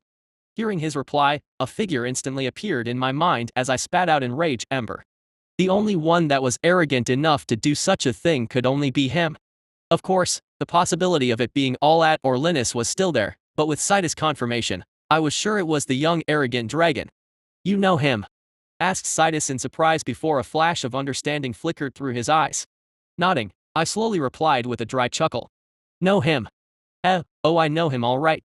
If grandfather and the other elders didn't intervene, then he'd already been dead by now," I growled. Yuno's eyes widened in surprise at that, while Sidus nodded in approval, a hint of pride flashing through his eyes, while Imi had an unfathomable expression on her face. though her emotions told me she was just as mad as everyone. "What do we do, brother?" she softly asked. I paused for a moment before asking, "Why did he attack little Essie?" The one to reply this time was Yunos as he spoke in agitation, "That bastard." Before she went unconscious, Essie explained what happened. "That damned little shit, he took fancy to Essie and wanted to take her with him, but she refused. They ended up fighting and the result is as you can see. Though she managed to escape, she was still injured," he said with gritted teeth. A frown quickly made its way to my face as I asked, "Where were all of you when this happened?" Under my questioning gaze, all of my siblings subconsciously shuddered before replying one after the other. "I was sleeping inside the cave," said Citus. "I was outside by the entrance," added Immy. "I wasn't in the mountain at the time. I headed east to hunt for fairies," explained Yunos. "Essie doesn't usually leave the perimeter of the mountain though?" I asked as my frown deepened. Immy was the one to reply this time as she calmly explained. "She left this time to search for more monsters and animals to take along with her for her flight tests," she said before a sigh escaped her mouth. I slowly nodded, before gently patting the still shivering Essie on my head. "I know you are still afraid, but all of us are here with you right now. Can you tell me, where did all of this happen? You don't have to worry about anything and just leave it to your big brother," I said in a soothing tone, trying to ease her still tense emotions. Hearing my question, Essie slowly raised her head and glanced at all of us. Her face still held a hint of fear, yet faced with our encouraging gazes she slowly nodded. I remember," she said in a low voice. Smiling, I continued patting her as I spoke. "Then lead me there. I want to see where that damned red lizard grew such courage to harm my little sister." I grinned, barely able to control my rage. Essie was quiet for a while before sheepishly nodding. Glancing at my siblings, I silently motioned them to follow, to which they happily did. Soon, we were soaring through the sky, with me taking the lead. Citus was to my left while Immy was to my right. Yunos on the other hand was flying directly below me as we made our way towards where the arrogant red dragon was last seen. Following Essie's directions, we quickly reached a large clearing with obvious signs of battle.